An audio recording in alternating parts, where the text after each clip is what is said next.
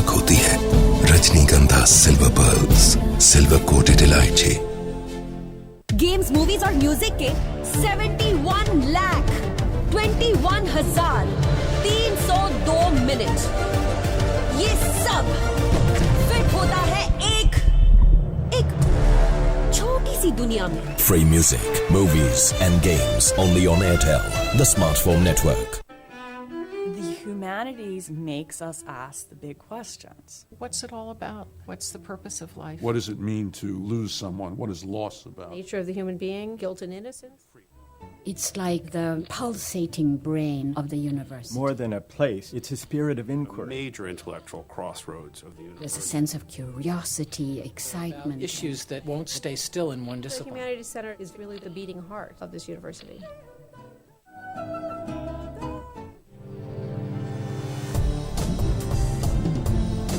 Amidst the color and vibrancy of the Jaipur Literature Festival, soak in the stimulating, thought-provoking sessions. Take a pause to catch your breath at our festival merchandise stalls.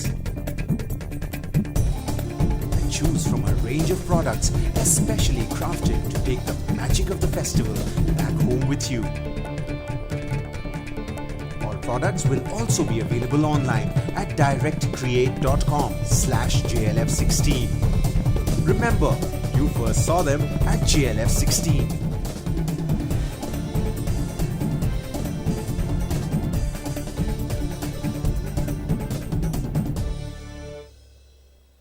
The all-new Ford Endeavour. Designed for any terrain. Engineered for the extraordinary.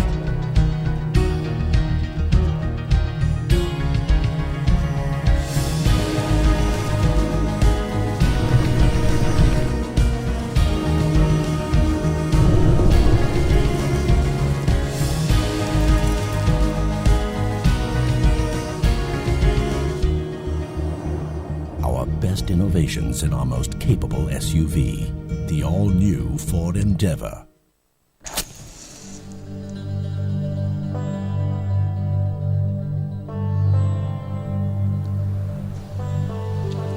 There's this magic about India. अभी जितनी आज़ादी मिल गई है, जितना ज़्यादा fast जा रहा है इंडिया हमारा, ये कुछ बता नहीं सकते। There is nothing in this world that you can't do. You just need to get yourself out of the bed and start doing it, man.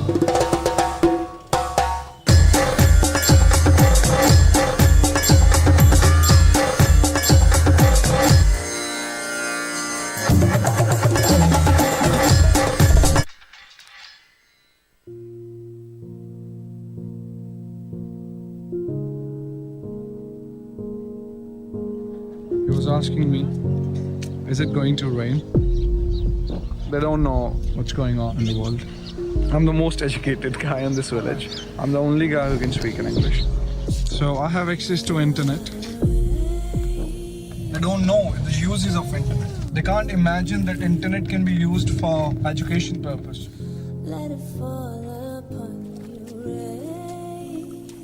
If you give these two tools, English language and internet, I can bet on this. It's going to change everything. Hello guys, as you can see, this is my house and no Wi-Fi at my house.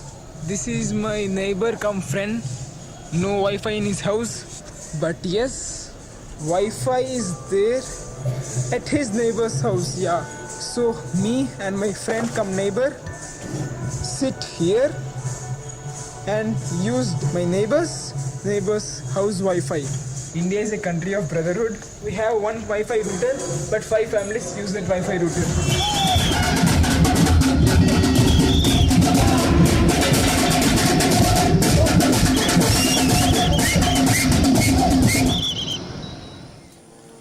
It's 4 o'clock in the evening. I'm currently standing outside my house on my field. What technology brings to here is truly amazing. It can change people's lives. I work as a web developer from my own house, from my own bedroom. And now I have 10 Mbps fiber optic Wi-Fi. About 5 years ago, we didn't even have proper dial-up connection. It's amazing how a simple internet connection can change people's lives. I can now make amazing mobile apps from my own house. There are so many things about India which are just amazing. We have so much people here. And the diversity. If you think that you are not capable of doing anything, you are wrong. Communication, education, technology, transportation, population, politician. We are gonna make this nation. We are gonna develop this nation. I am a citizen of a very great and wise country, and I am proud of it.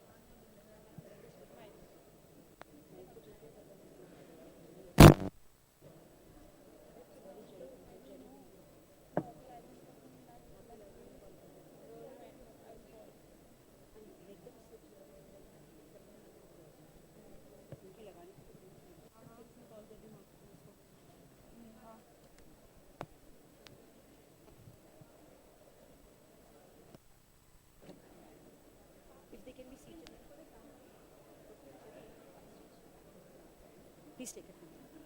Ma'am, if you want, we can keep your phone.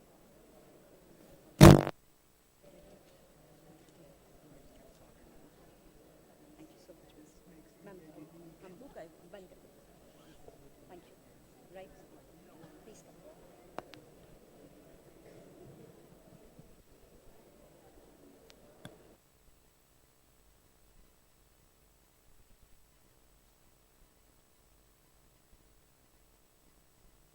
The 9Z Jaipur Literature Festival, Mahendra Humanities Center Durbar Hall. We are about to begin our next session, and our session is Readings in Other Words, sponsored by Amity University.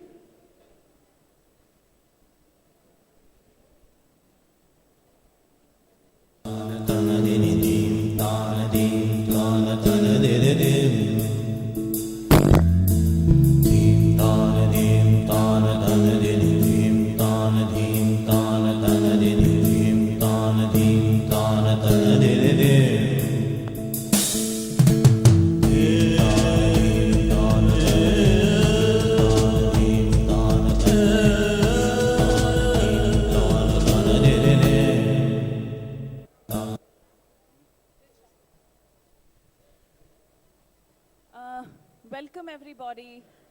Are you able to hear me? No?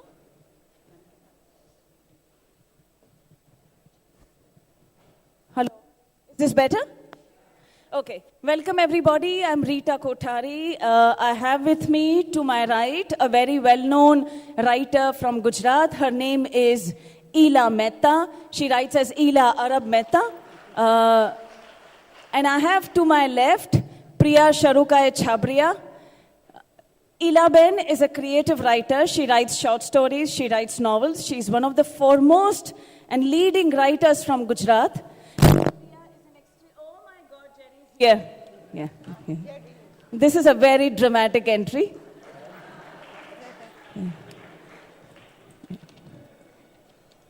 And next to Priya, as you may have gathered, is Jerry Pinto. So we have with us a very interesting, if not slightly eclectic combination of panelists. Hey, hello guys. So we have with us a very eclectic combination of panelists here. We have someone who's been a poet, a novelist, who's written a book on Helen, to someone who's been writing poetry for decades now, but is translating Andar from the 10th century. And then we have Ila Arab Mehta, who's one of her early novels, Batris Putrini Vedna, which is considered to be one of the really early sort of feminist novels in Gujarati, decided to touch upon the issue of religious segregation in the city of Ahmedabad. And what am I? I am the translator, I'm the moderator, and I translated Ila Men's novel called Wad into English, and it's called Fence. It came out with Zuban very recently. You see this woman here, she's not wearing a burqa, although everybody thinks she's wearing a burqa. She's just riding a two-wheeler through the city of Ahmedabad looking for a house. She's a Muslim woman who grew up in rural Gujarat, and then she's possibly in Baroda, Ahmedabad, one of those cities where she finds it difficult to get a house. This is now one of the very acclaimed translations, the first translation of Daya Pawar, Baluta, which Jerry Pinto has done. So we will hear Jerry on this subject. This is Andar, translated by Priya and Ravi. Is Ravi here? Is Priya's collaborator here? Okay.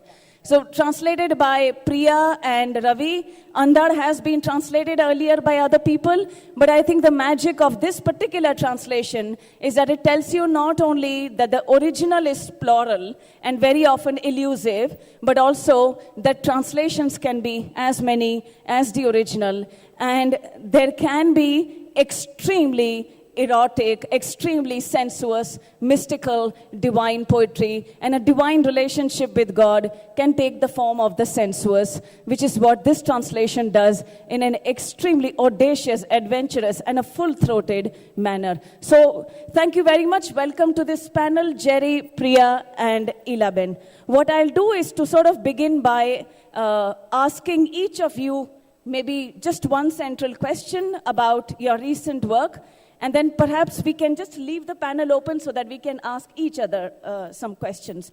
So, Jerry, I'm sure this question's been asked to you before as to why Daya Pawar has not been translated so far and so forth, considering other books have been translated. What I was particularly sort of interested in is the Dalits' use of Marathi, right? The use of Marathi. And I was interested in, you mentioned somewhere about that this is not just Marathi, but it is the Marathi of a Mahar, and that there are these multiple registers. And if it's handy, I was wondering whether you could demonstrate to us how you've translated those multiple registers. I also found that interesting in consonance with the fact that Daya himself talks about himself as two people most of the time. So this kind of a fracturedness in language and fracturedness of the self, which seems to be sort of so central, not only to Baluta, but I think it's very often true of a lot of Dalit writing. I was wondering if we could begin there, if that is okay, if you've recovered from your airport journey. Yeah. Okay. Up at the last minute, but flights have been delayed all over the place, and I wanted to have lunch before I came. I think one of the things that, one of the easiest ways to explain why Baluta was not explained is to say, well, there's a Brahminical hegemony all over writing, all over the country, and that's it. But if you look at the history of the translating in this country, the translation enterprise in the country, you look at the history of the translation enterprise of Dalit writing, and hey, they're all Brahmins doing the translation. So what happened? It fell through the cracks. It is very easy for this to happen in this country, especially when a couple of slivers of the book have been made available. Suddenly there's the feeling, as I had, this feeling was something I had, that Baluta must have been translated long ago, because when I was reading Poisoned Bread by Arjun Dangle, and you should all have a copy of Poisoned Bread by Arjun Dangle, it's the most exquisite, powerful collection of Dalit writing ever put together, translations from Marathi. I read a passage, Son Eat Your Fill, translated by Priya Darkarde, and I thought, hey, it must be done. So when I was doing my Bombay anthology, Bombay Meri Jaan, and we wanted a stereoscopic perspective on Bombay, you know, I took that passage from the Daya Pawar and I put it into my book. And it only recently occurred to me a few years ago that, hey, I've been lazy. I should have read the whole book. So I asked Shanta Gokhale, who's like the repository of culture, he has things Marathi, and said, you know, who's translated Baluta and when can I read it? And she said, it's not been translated. And I thought, you're joking. Like, you're absolutely joking. It's like, imagine if Salman Rushdie's work had not been translated and everybody who followed had been translated. You know, it's just like as improbable as that. All the others who came after, Uchrya, all of them got translated, dapadap, full on, and they were out there like that. And Baluta waited quietly because Daya Pawar was a quiet man and a waiting man. He was willing to wait. And so I went out, I bought the book immediately, I took it home, I read it in like 2 nights flat because it goes through you. Baluta rips through you, so you can't put it down and you can't read it. You're weeping. Actually weeping for that little boy who's turned out of class, who's made to sit on his own square, who's not given water by a chamar, who's treated badly by this person. It's like just savagery. And you're elevated madly by these stories of aghoris who vomit and then lick up their own vomit, and women who come to the basti and, you know, sort of like fight, and all the women decide that the kelawala who's got this mistress who's not allowing him to have anything to do with her in the night, all the women think that this kelawala has to get his kela wet. And so they pin this woman down and she starts shrieking and the kelawala doesn't get any. You know, it's that kind of story. It implicates the self ruthlessly. It tells you who this man is. It tells you that he's not only a victim, he's a victimizer often. He's often someone who treats his women very badly. He's often someone who feels more comfortable with Brahmins and with the Dvijas than with his own people. He finds himself unattracted to Mahar women because they keep wiping their noses on their sleeves and they're not very clean. He's a man who's talking to you, who's telling you the bare, unashamed truth all the time. What's not to like? That book is fabulous and fascinating. And then, of course, you begin to realize that he's a poet. So he's writing poetry. He's putting his own poetry in between. So now I've got to deal with poetry. I didn't sign on for poetry. I signed on for a novel. Poetry is difficult. Yeah, all the poetry is his. And of course, he's talking about it as if someone else's poetry. You know, he's saying your poems to himself. He's talking to himself and saying your poetry. He even specifically tells you, he tells his Marathi reader, you won't know this word because it refers to a piece of a cow's body that we eat. You don't eat it. You won't find this word in your dictionaries, Saraswats, because you don't eat cows. It's in Smriti Chitra. The word is in Smriti Chitra, but Smriti Chitra, Lakshmi Bai Tilak would have known Mahars who had converted to Christianity because her husband converted to Christianity. It was a trip going through this book.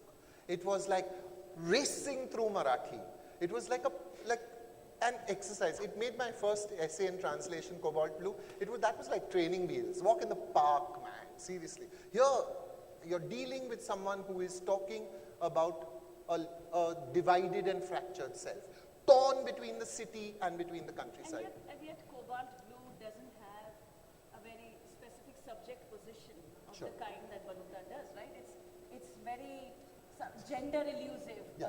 Cobalt Blue was written by a 21-year-old boy who was willing to take risks, who was willing to take this magical, big, fat, juicy risk. I don't think anyone older than that could have written the book, and he pulled it off by one of those magical accidents that happens to writers. You know, I mean, I'm sure he'll write other books. We might just, Jerry, come back specifically to you to maybe read. You can't hear me? Oh, of course you can't hear me. I'm so sorry. I'm so sorry. I thought there was a mic somewhere. There isn't. We might come back to you, Jerry, and maybe request you to read a small passage that sort of demonstrates to us the wonderful quality of this translation. I'm sort of going sequentially now and going to Priya. And Priya, I was curious to know, one, that the fact that you and Ravi decided to translate Andar together, also the fact that considering there must be such a sanctification around the figure of Andar in Tamil Nadu specifically, right? Maybe in other parts as well. That what would have been some of your trepidations about ruffling the feathers of a particular caste group by translating the way you do, if you could talk about that. Right. Now, Andal, can you hear me? No. Andal, can you hear me now? Yes or no? Mike. Hello, hello? Yeah, okay. Right. So Andal was a very, very young girl, you know, and she was born in this tiny little place called Srivilliputtur on the border of what is now Tamil Nadu and Kerala. When she was 13, she writes her first long poem to Vishnu. It's called The Path to Krishna. It's a devotional, congregational hymn of worship. By the age of 15 or possibly 16, she's written this extremely eroticized call, again to Vishnu, as the Nachiyar Tirumurai, the sacred songs of the lady.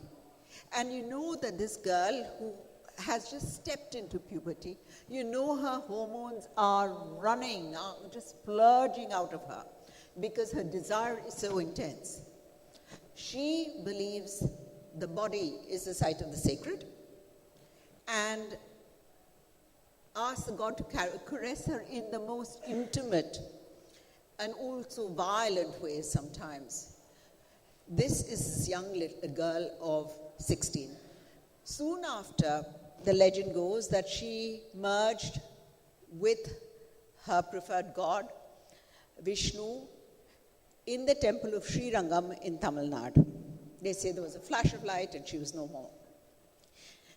Now, when we were handling such, as Rita correctly said, difficult material in the sense that, you know, there is this tremendous eroticism which is normally sanitized in most of her work.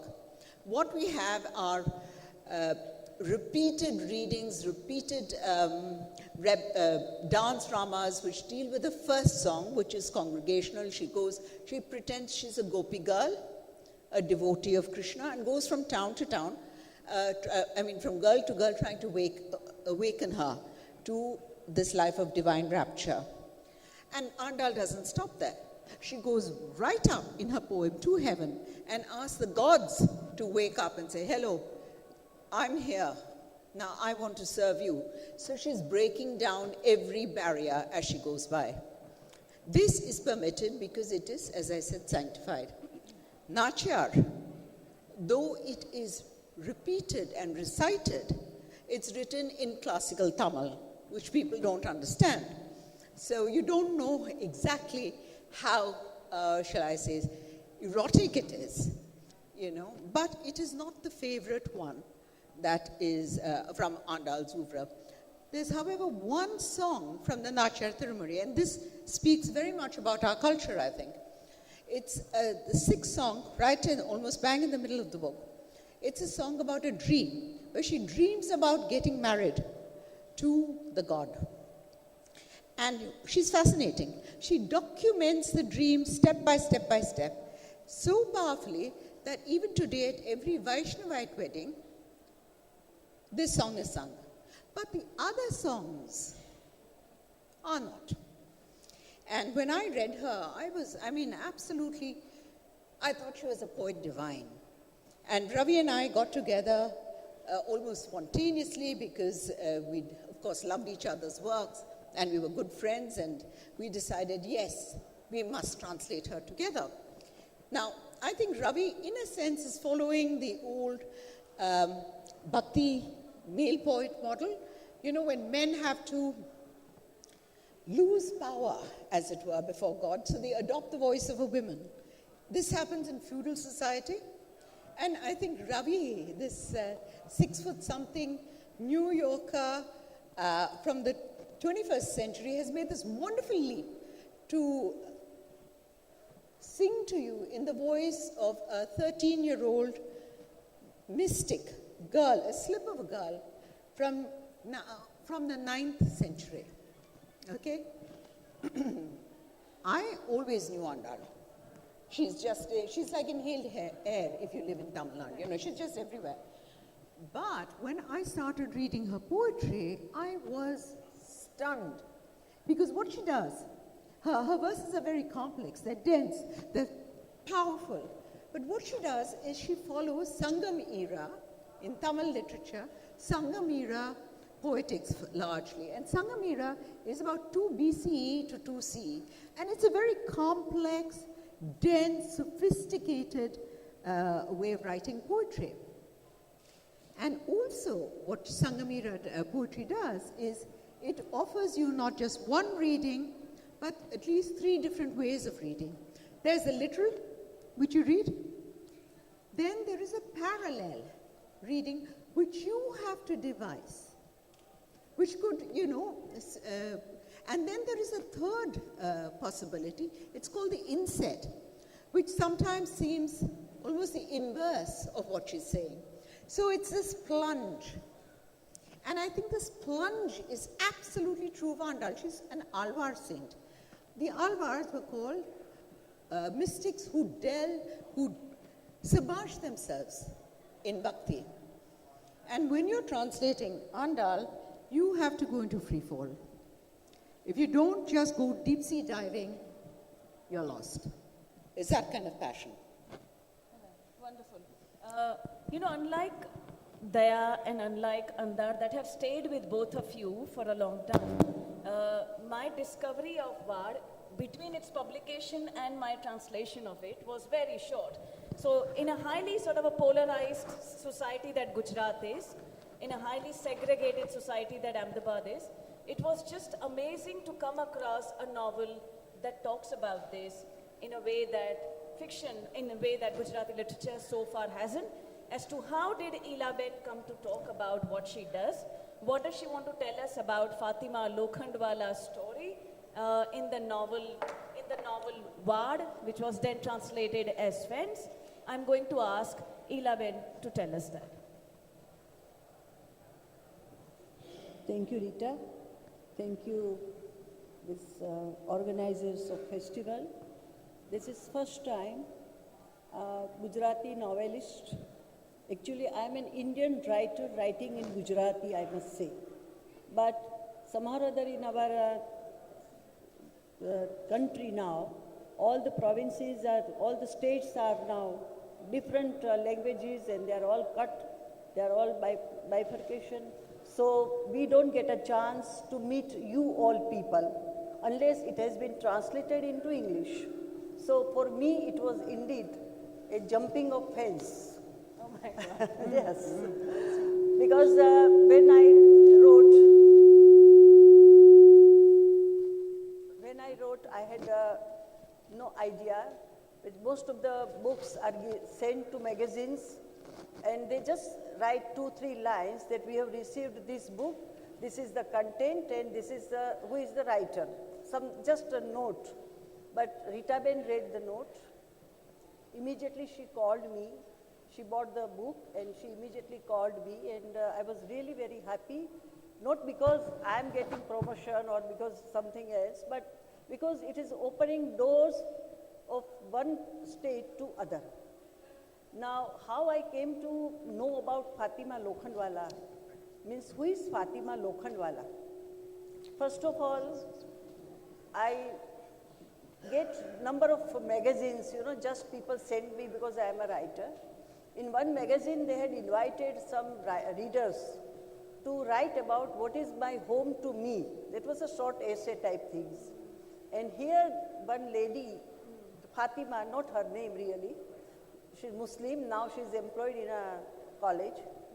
She wrote about how difficult it was for her to find a house because she was a Muslim, she was a woman and single, and people were not trusting her. And suddenly that, something came into my mind, how it must be for her. Now look at me. I'm not coming from a rich family, but my parents were okay, middle class, but Brahmin, educated, have a house, married into a nice, good family, educated husband. I'm all settled. But what about if I was in her position? If I am also running place to place, okay, I'm giving you money, but give me a house. Sorry, house is not built. Sorry, we don't have. Sorry, it has already been sold. Number of excuses she will get. And that somewhere touched me. Her Muslimness came, Islam came second. First I realized she was a woman. एक औरत है. एक औरत को घर की कितनी ज़रूरत होती है. शाम को whenever you finish your work, रास्ते पे खड़े नहीं रह सकते. You can't stand on the road. Don't go to pub. You don't gamble. You need a house. जहाँ अपने माँ बाप है, भाई बहन है, you need some छत ऊपर चाहती है. और वही इसको डिनाई करते हैं. And I started, then मेरे लिए एक बहुत अच्छी बात हुई कि number of times I have visited Israel and number of times I read about थोड़ा Christianity, Islam का मैंने पढ़ाई किया था. And my son is an avid reader, so he collected all the books on all different religions. That also I started reading. First of all, I thought if I am writing about this girl, I must know her background. पहला obstacle मेरे लिए यहाँ आ गया कि ये फातिमा है कौन. अपने देश में देखो तो सब रिलीजन में भाई ये रिलीजन तो है लेकिन इसमें बिलीव नहीं करते, इसमें बिलीव करते हैं. हम इसमें बिलीव नहीं करते, इसमें बिलीव करते हैं. So even then Islam also has so many sects. अच्छा, where does she belong to? अच्छा, इसके बारे में if I write about this, then the other people will get angry. If I write about this, other people will object. हमारे यहाँ तो ऐसा होता नहीं है. And what place? कहाँ कभी बनाए? See, the time after 2000 is different. Time before 2000 was different. अच्छा, which place? जो भी शहर का मैं नाम लिखूंगी, वहाँ के लोग मेरे पर टूट पड़ेंगे. हमारे यहाँ तो ऐसा होता नहीं है. Why are you writing about us like this? So, I was really walking on a tight rope. I want to write, but I don't want to irritate people. I don't want to raise questions about their faith. It is only a question of a woman searching for a home. So, I first made it very clear in my introduction. Please don't search कौन से शहर में है, कौन से time में है, which year it has happened. In novel, you should be very careful. Time and place is very important in every novel. Time and place. Story is the backbone. Dialogues number 2. Time and place number 3. And last, author's viewpoint of life. तो मैंने सोचा ये time और place का I have to avoid it. Very, very delicately, I avoided all the references. Which country, which place, nothing. But story started evolving. I kept on visualizing what I would have done. And the first thing came to my mind, education. If Fatima is educated, then she will realize that she has to jump ahead of life.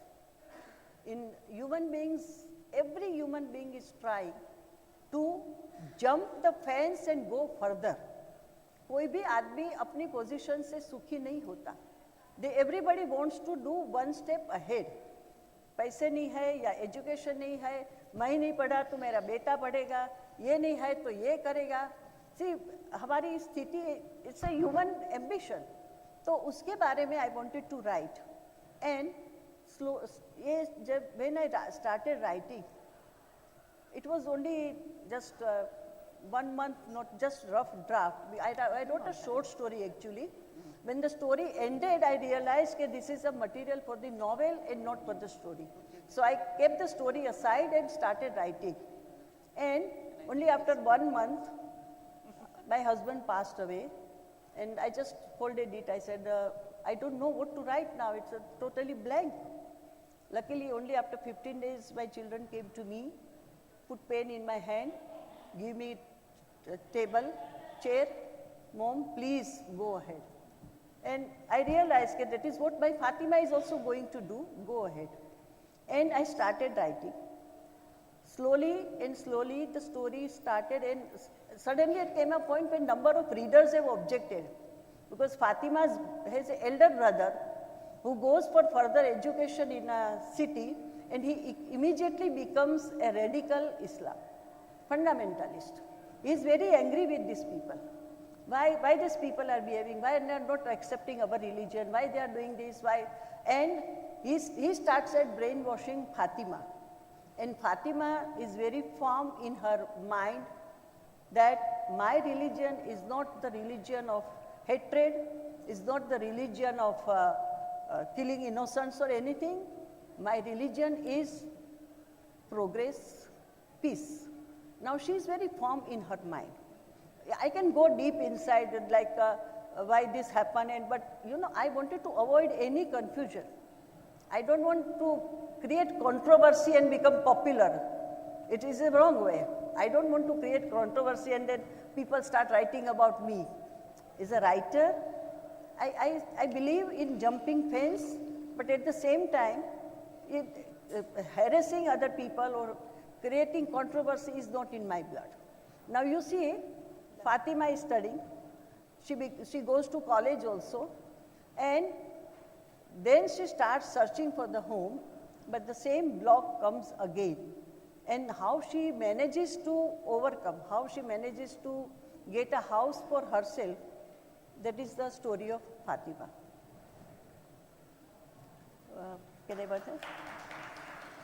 When we were just discussing, right now I didn't know about what Mr. Pinto had translated, but when he was writing about, he was talking about Daya Pawar, I immediately started thinking how different a male and female psyche works.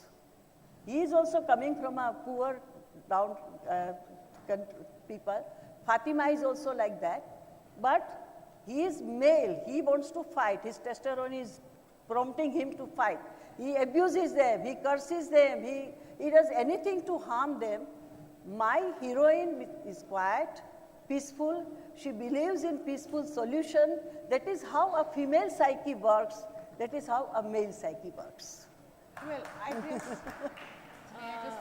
I think there is a voice here that telling us about a female psyche and a female body, which is not in consonance. So Priya, over to you for 1 minute, and then I think we'll try some other strategy. Yeah, look, first of all, Andal presents herself to us very differently in many voices, okay? And her legend itself is based on a proscribed act. What she does is she wears a garland meant for the god, which is considered very polluting. You're not supposed to do that. It's a crime. Her father catches her and says, my God, how could you do this? And she says, why not? I'm his bride. So all through Andal, what you see is never anything meek or quiet, but defiance, vulnerability, sure, and passion and honesty, punching through poem after poem after poem. And this is, I think, one of the hallmarks of her. You see, and also what happens is when you're translating the divine, and someone from way back in time, how do you do it? I felt I was like a membrane, and there was all this, her voice coming through time through me. And we always have this question about, is it faithful to the original? Yes, of course, because you are the membrane, and her words are passing through you. Some things get left out, assonance, alliteration, stuff like that. What comes through is her voice mingled with your breath, your pulse, your blood, as it were. So it's this which is coming to you. But I can assure you, when Andal says, if he, Krishna, Vishnu, doesn't make love to me, I'll rip out my breasts and fling them at his face. There you see a woman who is deeply in love, deeply spiritual, you know, and also not afraid to be violent, curse, nothing. She's completely honest and free in this. Priya, you've brought the discussion actually to the whole business of translation, and your own translation and the introduction to Andar very clearly shows that you are quite, what shall I say, cognizant of the stamp that Priya Saruka as a poet is putting on the translation. Whereas from what I remember of Jerry, he uses this very lovely metaphor of a boat, holes in a boat leaking into the water. So can we just very, very briefly talk about the seepages and the slippages of the translator's own identity, sometimes intentionally and sometimes inevitably? If you could comment on that, Jerry. Okay, just one thing. I wish we would not talk in binaries about man and woman again. I hope we will not. I hope we can avoid these ordinary and slightly old-fashioned things. Daya Pawar is often as vulnerable as a woman. He's often afraid. He often talks about his fear. He's often ashamed of his behavior. He's sensitive and he's vulnerable, and he's a man as well. Just having a dick doesn't make you a dick. Okay. Right? That's one level. And as far as your question about inevitability is, yes, it's inevitable. I was the translator, and if I choose is, or I choose happens, if I choose man or I choose person, all these are my choices and they become part of the text. So in the inevitable perfusion of the translator's identity, I think we should take as a given. But the second thing is, at any point in time where I thought my speaking voice, and I have a very clear speaking voice inside my head, and a very clear writing voice as well, I think now, after 30 years of writing, I hope I have it. Whenever I could smell Jerry Pinto's badbu, his body odor in the text, I would take a step back and go back and say, how does Daya say this? How does he talk about it? What are his words? And I try and go back to him. Because if you are at all going to waste your time with translation, and I say waste your time very, very, very precisely, because every time I talk about translation, someone will come up and say, but you couldn't possibly have got the original meaning. And I want to say, yeah. And when you read Asterix and Tintin, when you were growing up, you must have known that the one was in Italian and the other was in French. But you read them anyway and you enjoyed them. Can you possibly just address this as a text and tell me, do you like it or do you not like it? If you can read the original, please only read the original. Why would you read this? And if you can't read the original, you're stuck with me. Right? Suck it up.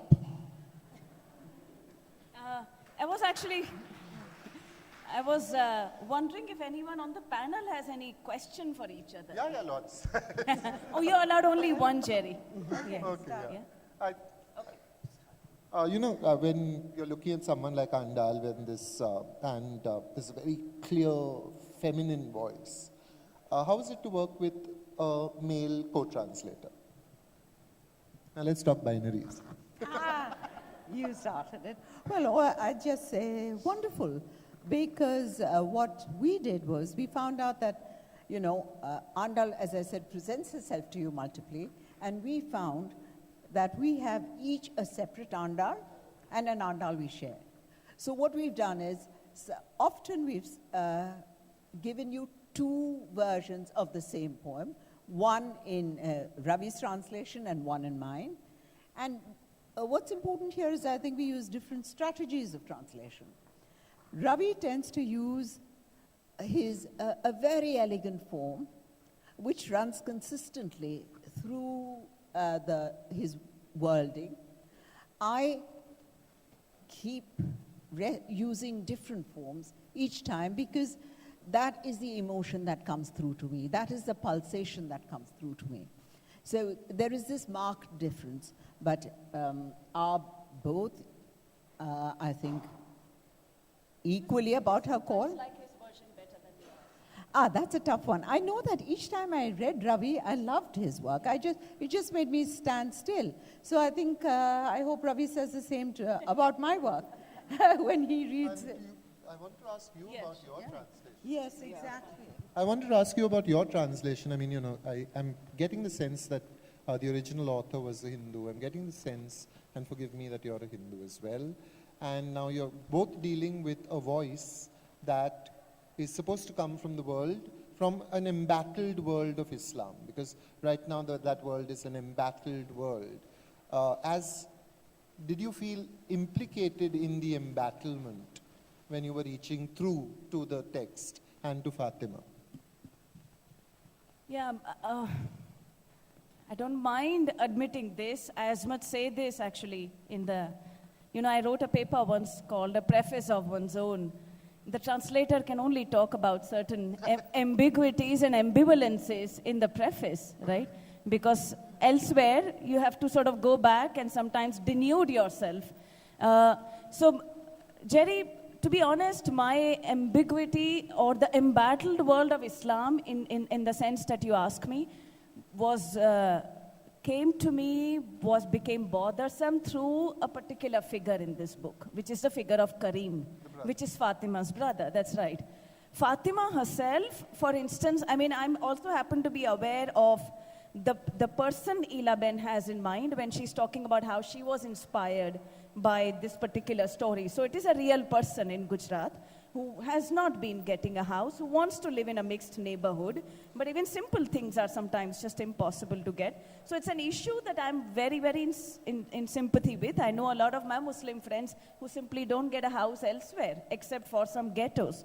So in that sense, making an entry was easy, because these are issues that I'm already thinking about. There is already an emotional connection to it. And yet, I felt myself sometimes resisting and wondering whether I am being implicated as a translator in bringing the story of Karim, who makes me uncomfortable. And then I thought, Ila Ben earlier talked about saying that she wanted a sense of balance, that she wanted to not draw attention to herself, but to the story of Fatima, that she did not want controversy. I'm certainly not made that way, right? There is clearly a temperamental difference here. But then I thought, so what do I want to do? I want to go from sanitizing one thing to another. What right do I have to do that? And why is it that I'm looking for some other version here? So I thought, even if there is a certain disquiet I feel, I'm going to say that. And I've actually said that in the beginning. But for me, it's Fatima's mother that's my favorite character. She is in a rural Saurashtra, Gujarat. And she's very clear that bhai unke mandir alag hote hain, hamare ye alag hote hain. Emnu kare, apne apnu kariye, bas. It's very simple. But she's also very clear that if somebody needs you, you go there. And it's an extremely well-knit community. There is a certain kind of almost an organic community, syncretic voice in her, which is impossible to ignore. And I fell in love with her in a way that I've fallen in love with a character called Bhavan Bhagat from an earlier Dalit novel that I've translated called Angadiyat. So sometimes there are these... What's the English name? Stepchild. And so sometimes there are these very unself-conscious, organic intellectuals in the community that have very simple way of figuring out a lot of shit, saying, this is what it is. Right? Let's not get too complicated about this. And have a certain kind of a very deeply thought wisdom which comes over in simple manner. And to that character I was drawn. I was also very interested in the way Fatima is a student of history. She is being asked questions about Muslim invasions in India, which she has to answer. But she is also a pursuer of English, because she's also defining herself as a kind of a modern subject, secular modern subject in a nation state which is hopefully secular. So I was also interested in these other pulls that are sort of happening in the novel. So even with that teeny-weeny something that will raise its head every now and then, I felt there is a lot that's happening here, especially in a literary tradition that has hitherto not even attempted to do this. And that is requires a separate discussion as to why there is... Respond for a moment? Can I respond?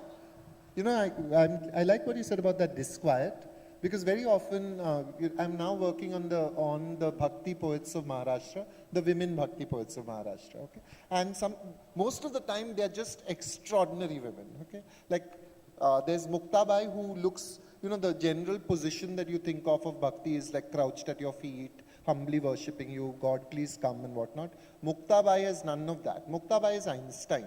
She's T.S. Eliot. She talks in riddles to her God, and she looks him straight in the eye and she knows him. She sounds very much like she'd get on with Andal very well. Like, they'll have a great conversation. And I was reading Kedarnath Singh just before I came here, a lovely poem called Pandulipiyan, okay? And where he talks about like if you go into that world of the Pandulipiyan, there is a space and a time where everything collapses. And the Brahma Sutra is reading Gajanan Muktibodh. It's a lovely idea. So this idea of conversations really excites me. And now I'm translating a Muktabai poem, and there's one, obviously she's talking about miracles, okay? Everything is strange. Mungi udali akashi, tine gilele suryanshi. This ant flew into the sky, and she swallowed the sun. Ooh, you think. And then after that, a few lines later, she says, and the barren gave birth to a son. And you think, Mukta, why son, Because very clearly son. It's not a child, it's son. And you think, Mukta, don't do like that. You want to take it out and you want to put child, then you put son back, then you put child back, then you put son back. Then you say, okay, Mukta, if you said son, I have to leave son now. Okay, but I wish you hadn't said it. And far away, Mukta looks at you and thinks, what's your issue? Like if I have to conjure up a miracle, it is the miracle would be a barren woman giving birth to a son, because this is a terrible patriarchal country. Ask me, Jerry. Ask me. I know, Muktabai is saying. So I'm inventing my miracle. I'm not interested in your acquired feminist disquiets.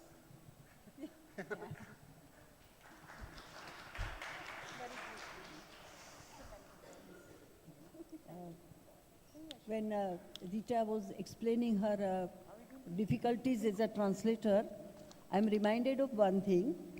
In my original book, I have included number of pages from very old Gujarati magazine, which was published in 1851, and bound the issues of 1851 to 1852, even before the our 1857, and there the topics are Astari Kelavdi Babata, means women's education, Mumbai no Mahalakshmi Tapu, Mumbai is there, there's an island, and Chokara one Audyogik Kelavni Apavanu Mahatva, teach them like, Pachi Elephantani Musafari. Now you see the topics. But the very interesting thing in it was, they had given a biography of Akbar. And Akbar was, he has invited Christian priests from Goa, then Hindu Pandits from Banaras, and he wanted essence of all religions into one, Dine Ilahi, he says. So when I say, when Fatima gets hold of these magazines, in my imagination, I have the real copy. Now see, I really wanted our old typography of that time, the idea, the writers of that time, how they were writing in Gujarati as a novelty sort of, and how our thinking of Hindu-Muslim unity in those days. In 1800, they were thinking of this.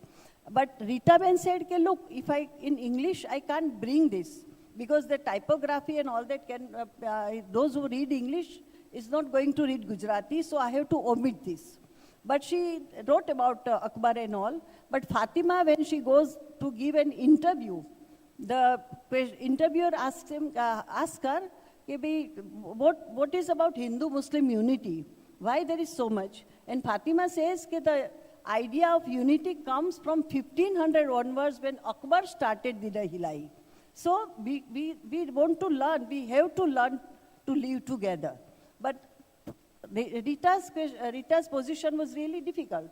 She cannot reproduce those magazines and language. She said, Ilaben, can I omit this? I said, go ahead, you are the translator, now you are at the helm. Do what you think is good. So she has to omit this, which in Gujarati I have included. Yeah, there's another issue is also of the original will sometimes use text which have no references, which have no footnotes, which also makes a translator's job quite difficult. I don't know, are the organizers here? Do we have 10 more minutes? Yeah. Yeah. So, are there questions in the audience, or can I request writers and translators here to read maybe a teeny-weeny passage from each of the books? Are there questions in the audience? Questions? Would you rather have questions? Okay. The poets you have use, for example, I know Nazrul used to start translating Qazi Nazrul Islam, then what he writes in one sentence can be only translated in 4 lines in English, because that is the power of his language. So the thing is that you have to be a poet to translate a poetry. How far do you think that is right? Well, I would tend to agree with you in many ways because, I mean, here again, you know, it's interesting what Ravi and I have done because he takes this poem, it's an elegant form, but he's churning within the form, trying to find her sacred voice, while I'm using different forms to find her sacred voice. So in that way, I think when poets are translating poets, you have an intensity to line, to language, to nuance, you know, which might not be there if an academic is translating it. I think we would do the poem without any footnotes, for instance, you know. And as far as compression goes, that would be, do you want to compress this? Or if it is a very dense text, normally in religious verses you find the philosophy is translated. The poetry is left out. Yeah. So how do you do that? You can do 2 versions of it. You know, or you can use italics in a commentarial manner. In those cases, you might open it out a bit, you know. But I don't think we would be putting in too much into her language, into her verse. Though we do guess at times. We do guess. See, I think if the question is, would only a poet make a good translator? I think the species of translator is amorphous. Okay, now my next one, the next thing that I'm doing is a Brahmin woman who became a stage actress. She was a Marathi woman. She became a stage actress in the Gujarati theatre. She moved on to Marwadi theatre and she writes her autobiography in Marathi. Now, suddenly I must conjure up for you an 85-year-old woman sitting on her bed and thinking about the past. When I did Leela Naidu, I had to turn out a 65-year-old woman who was thinking about her time with Jean Renoir. So each time, you're actually shape-shifting. You're forcing your language out of shape, your body, your senses, everything out of shape to try and match somewhere the tone of the voice that is coming through to you. Now, that tone may be wrong. You may get the tone wrong. This may happen, but there is only one consolation. No book should ever be translated only once. May there be many translations. May many people try. May there be a quantity of versions sitting on the shelves, and may you choose between them as readers and be happy. I think just as Jerry sort of rightly reminded us not to go into the binary of men and women, I also think there is an overplaced, overdone binary of writing and translation. And I mean, writing is an act of translation, and translation is an act of writing. Yeah, and I'm yeah. not. Thank you. Yeah. Is there any other question in the audience? Yes, please. Yeah. Someone can give her a mic, please. So I think that lady also wanted to. Yeah, you asked first. It's okay. Go ahead, Okay, and so then. the question is, I've read Gulzar's book in English. I mean, the stories, short stories of Gulzar in English, because I'm not a very good Hindi reader, and I realized that there are a lot of nuances that are there in the Hindi book that are not there in the English book. So how do you deal with the bit where the lost in translation bit, the nuances and the details? Because if I was a Gujarati and I read her book in Gujarati and I read the English book, I would always go back to, it's like saying that you're making a movie out of a book and all of that. So you'll always go back to that. Whenever I'm asked this question, I say this. I am aware that I am, when I'm translating, a boatman taking meaning across a river in a boat made of salt. The boat is dissolving underneath me, but it is still enough. On the other side, there are people who don't have salt. I'm taking salt across to them. If you can read Gulzar in English, in Hindi, or in Punjabi, in his original language, you don't need my salt. You've got your salt. But you don't have to. Why should you? Any author will tell you, read in the original language. You don't, if you can read in that language, read in that language. You don't, translation is for those of us who don't have another language. I don't know ancient Tamil. I'm so grateful she's done this. But if I knew Tamil, do you think I'd just go to it, simple. So, because that's what it's going to be. It's always going to be better in the original. But hey, without translation, you would not have had Chekhov, Dostoevsky, Marquez. I mean, think about your losses and then don't worry about what's lost in translation. Think about your gains. The glass is always half full also, no? Yes. And I'll just add one line to this. You know, Borges' famous line on this, that the translation, that the original is unfaithful to the translation. Okay, so just keep that in mind, that inversion. Yeah. Oh, there's one behind, no? Okay. Yeah. I'm sorry if this sounds like a silly question, but I'm addressing this to living authors who have written in regional languages. Do you get a say in who actually translates your book? And if yes, how do you go about choosing a translator?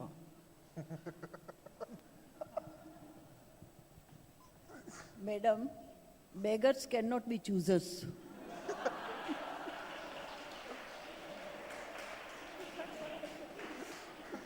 Now you have managed successfully to insult the translator and the author.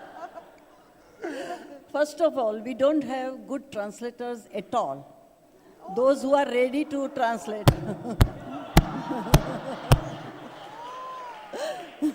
No, but you should know Gujarati as well, to translate both the languages. And those who are there are nowadays, I knew one or two people, they are nowadays very busy with legal work. They are translating all those legal cases that are going on, where the accuser, the people who are accused say, "Sab humko English nahi aata hai, aap kar do." So pages after pages, thousands of pages, they are translating English into Gujarati, so they are all very busy. So they have no time to translate a novel. Number two, it is a very losing job. No remuneration, much less money. After 1 month work, or even 2 months, 3 months, it sometimes takes me to write a good short story. I get 250 rupees check from my editor. If at all he chooses, that is after 6 months he publishes my short story. About novel, maybe about 100. Nowadays they say simply print 500 copies. Because they said everything in computer mein hai na ben, sab aa jayenge, jab aap bolo hum chapa denge. Excuse They me, don't may want I to just do. interrupt on that? Being a poet, wow, 250 rupees for, we get nothing. 250 we get rupees. Nothing actually, and Yeah. we just do it out So of the love it is, of it. it is But like I a would like lose, to yes, it ask is like a losing job to take trouble to translate it, like Rita Ben did. So much trouble you have to take. Money is nowhere to be seen on the. You have to ask. You have to get sort of sanction from your family to do all this thankless job. Then you can translate legal things and get hundreds of thousands of rupees from the government. So it is all. It is all like this, Find out good translators. All of you are educated now. Learn Gujarati, learn Sindhi, learn Punjabi, and start translating, and we will be happy to choose one of you. But I'll just say I'm But very to come, happy I got to come back to the question, I think a lot depends on which region, which regional language you're talking about. For instance, a Bengali author may have many translators to choose from, and the translators may have many writers to choose from. The thing about Gujarati is also that the number of people who straddle between English and Gujarati are very, very few. So very often there is a kind of a paucity at every end, because a very kind of a critical public sphere that that sort of nurtures this kind of thing has not happened. So I think we do need to understand that every region is not the same and every linguistic community is not the same. I want to tell you a story. There was a Marathi teacher of mine. She's a short story writer, very well known in Marathi. I won't take her name. She has 3 children. They're all bilingual. 2 of them even translate. None of them has done her work. Maybe they just don't like their mother. Who knows? Yeah. Oh, okay. There are a couple of questions at the back. And yes, please, go ahead.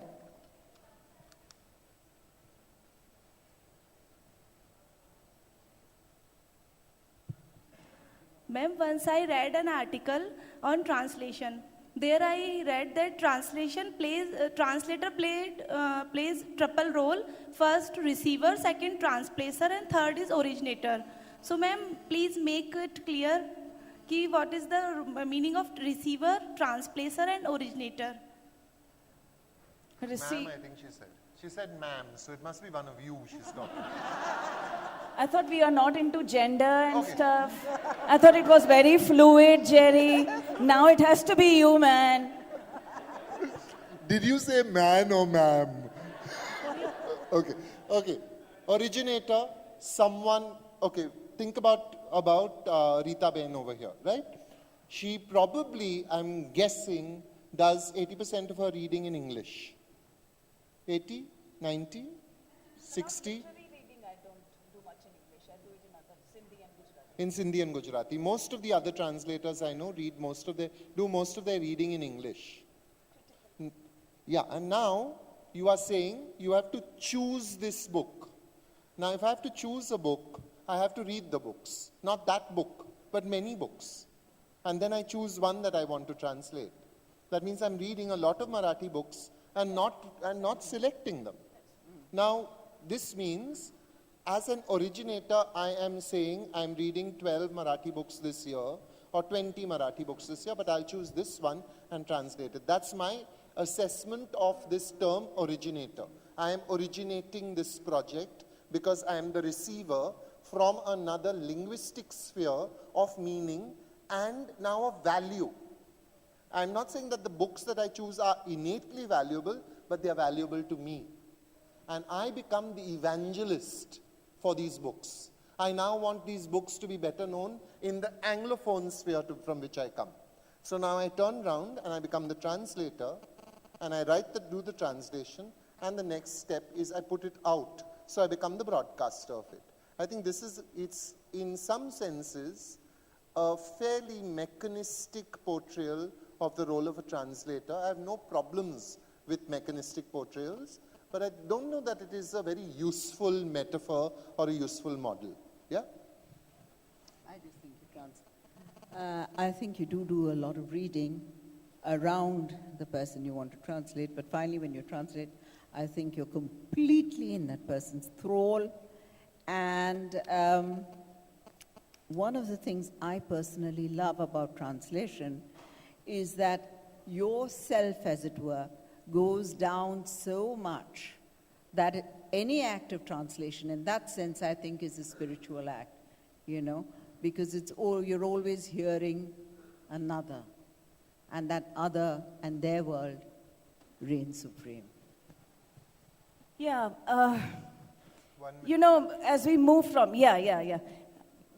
when Priya mentions how your own self sort of goes down, economically speaking, politically speaking, there is also this other move that's happening in the world of translation studies, which is to say, can and should a translator be so invisible?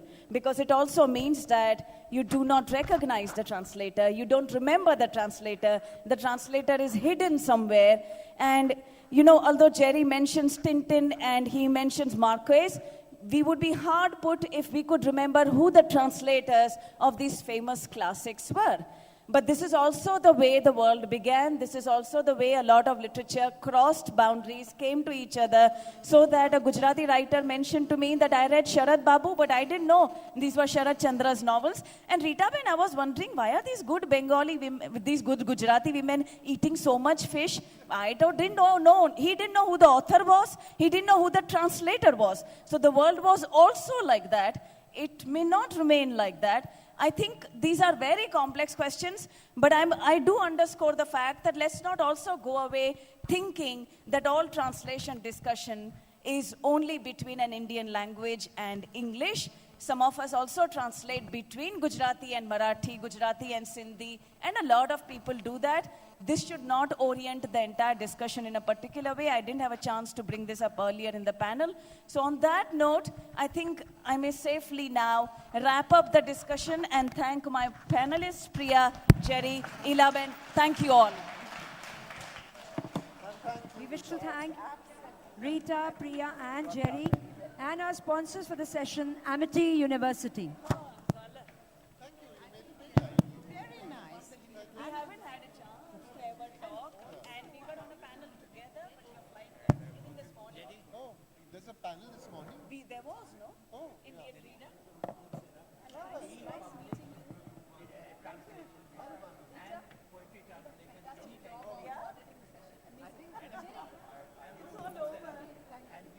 Our authors would be available to sign their books at the book signing area. Books are also available for sale at the Full House bookstore.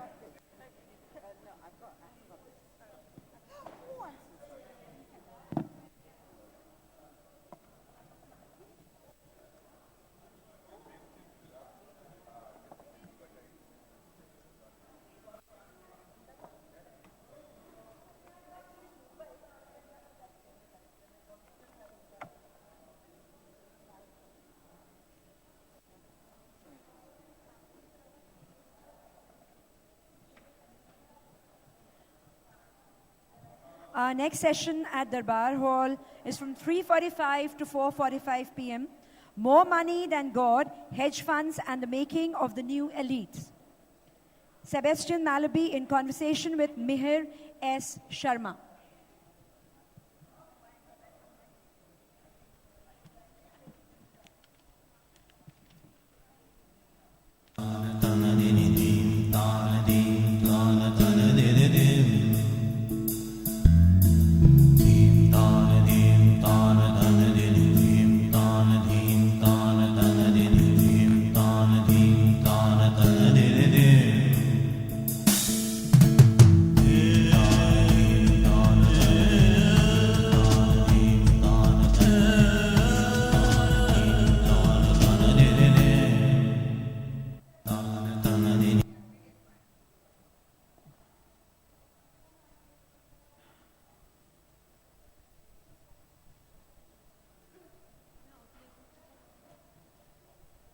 Thank you all for attending this session. To know the next session at JLF, you can give a missed call on 9251 301 339 and receive them on your phone.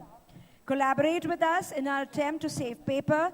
Receive the next hour's program on your phones by giving a missed call on 9251 301 339. Win a chance to win JLF goodies. Tweet using the hashtag ZJLF. The more you tweet, the more points you would get. Exciting prizes are up for grabs. For more details, visit the information desk.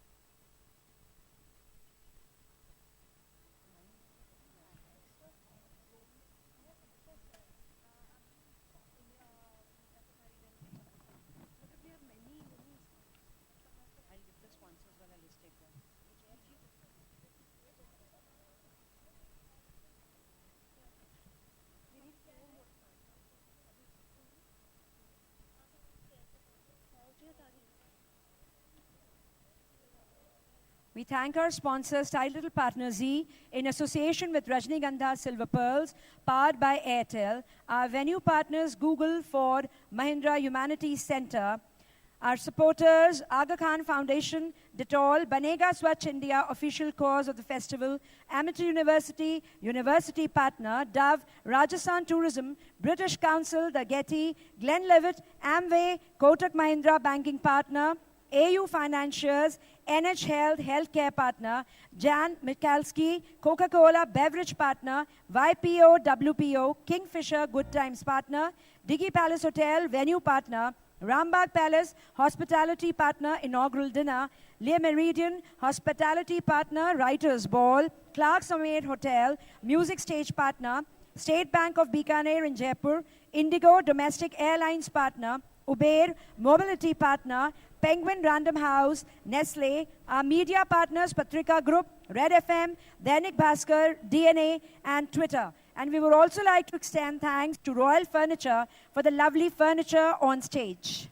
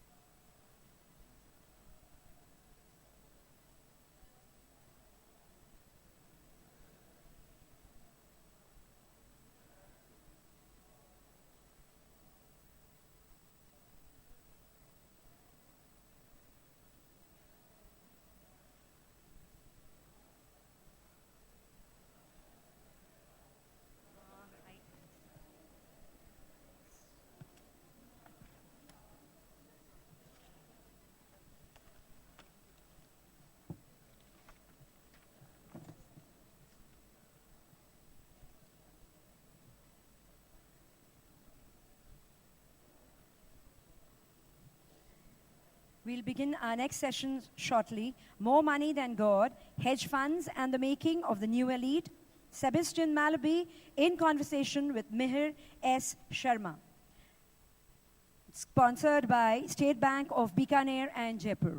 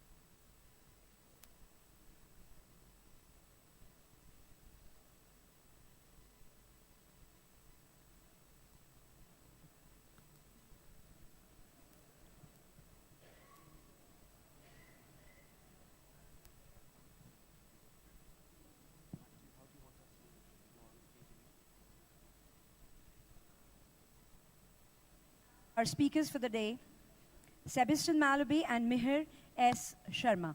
Please give a big round of applause.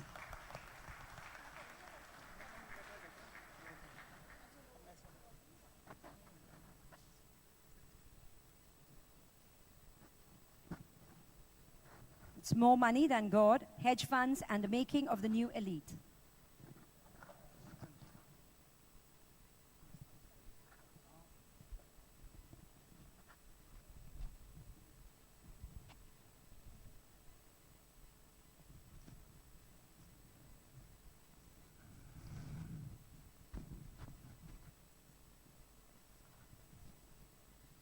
Okay.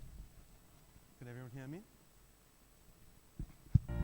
The journey of 1,000 miles begins with one step. The genesis of State Bank of Bikaner and Jaipur, popularly known as SBBJ, dates back to 1943-44 with the setting up of the Bank of Jaipur Limited and the Bank of Bikaner Limited under the patronage of the erstwhile Jaipur and Bikaner states, and went on to blossom into its present avatar as SBBJ in 1963. 52 years of bank's journey has established indelible imprint on the psyche of the local people as our bank to such an extent that the word bank in itself is synonymous with SBBJ across the state. State Bank of Bikaner and Jaipur, the premier bank of Rajasthan with Pan India presents. Thank you.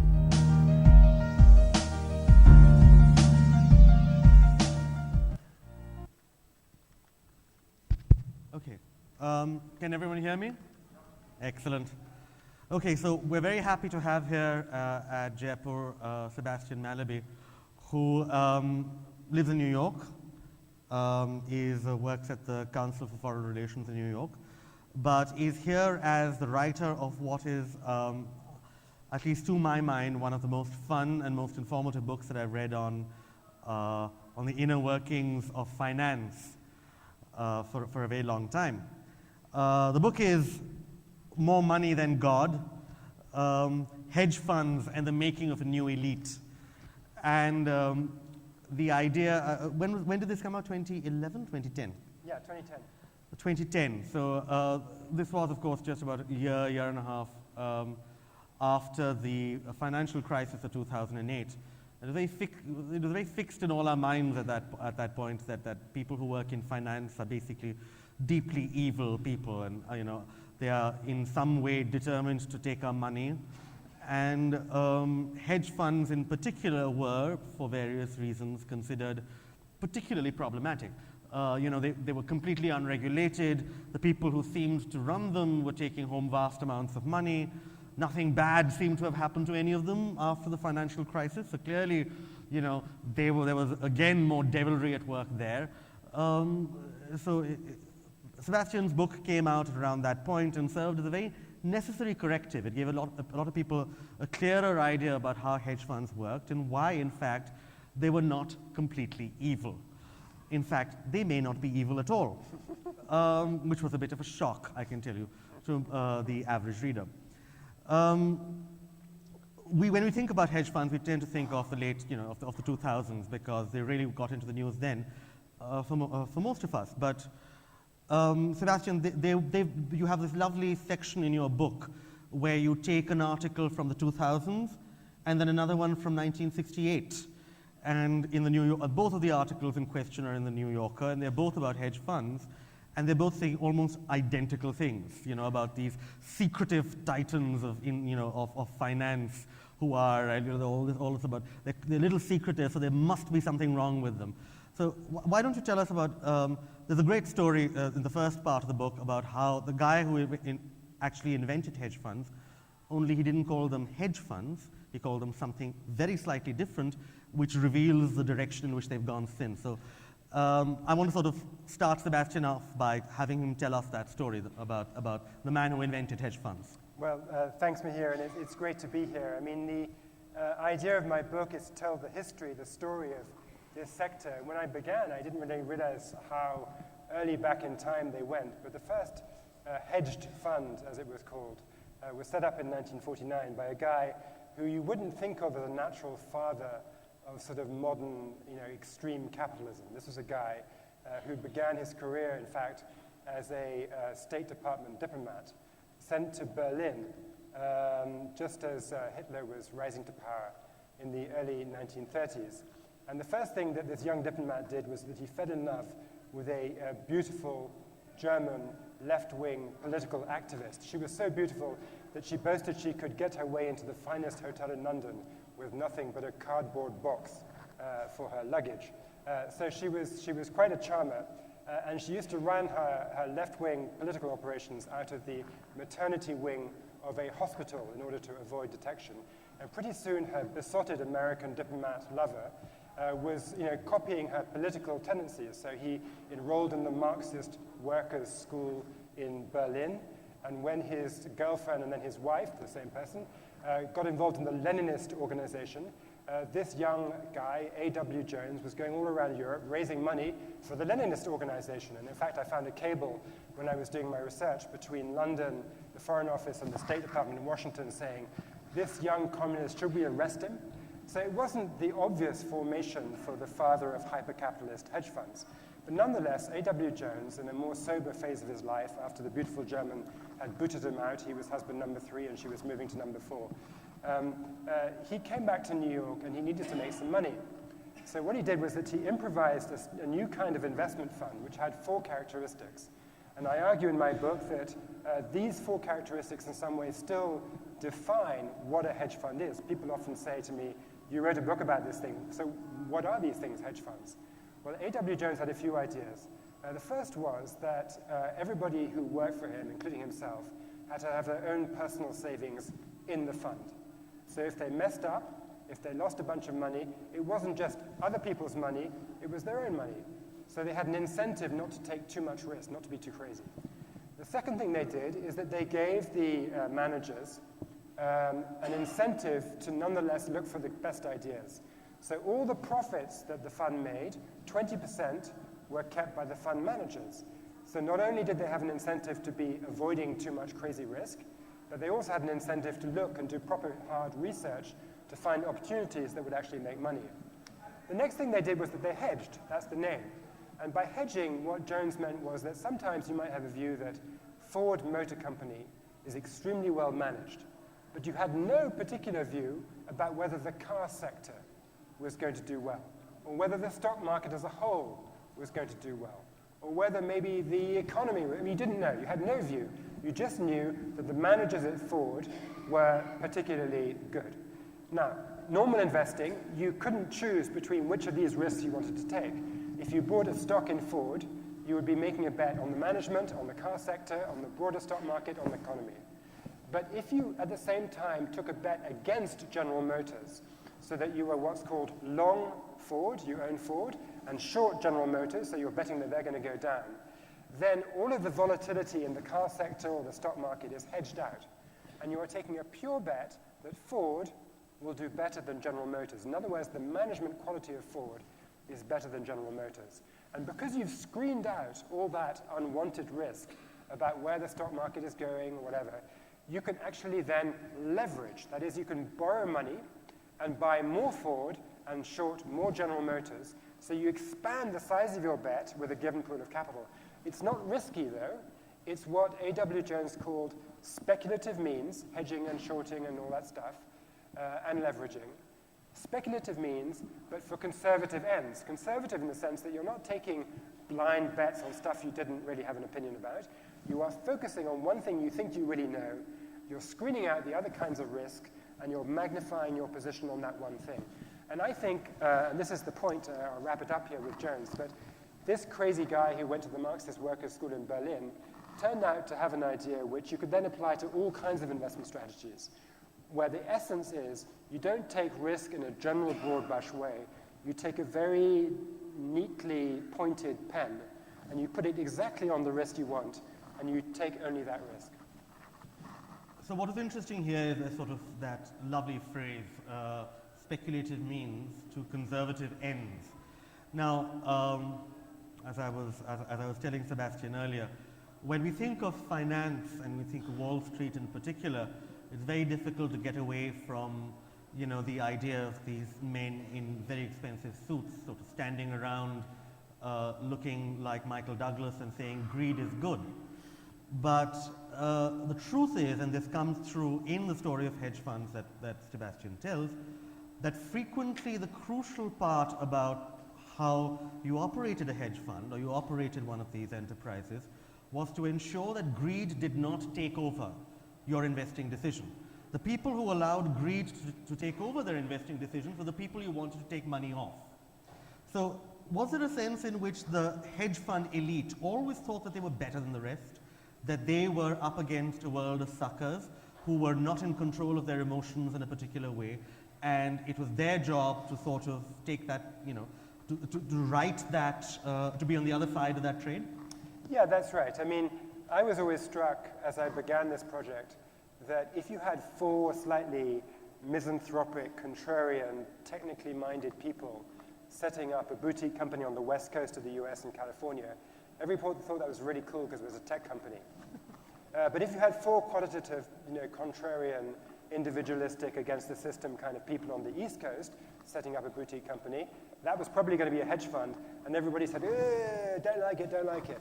So I wanted to slightly explode that cultural double standard, and I think, in fact, the culture of hedge funds is often a little bit like the tech startups. They're kind of small bands of people with astonishing self-belief and a sense that although the prices in the marketplace, in financial markets, reflect the weighted judgments of everybody who's putting their money down, nonetheless, these guys think they know better than the crowd.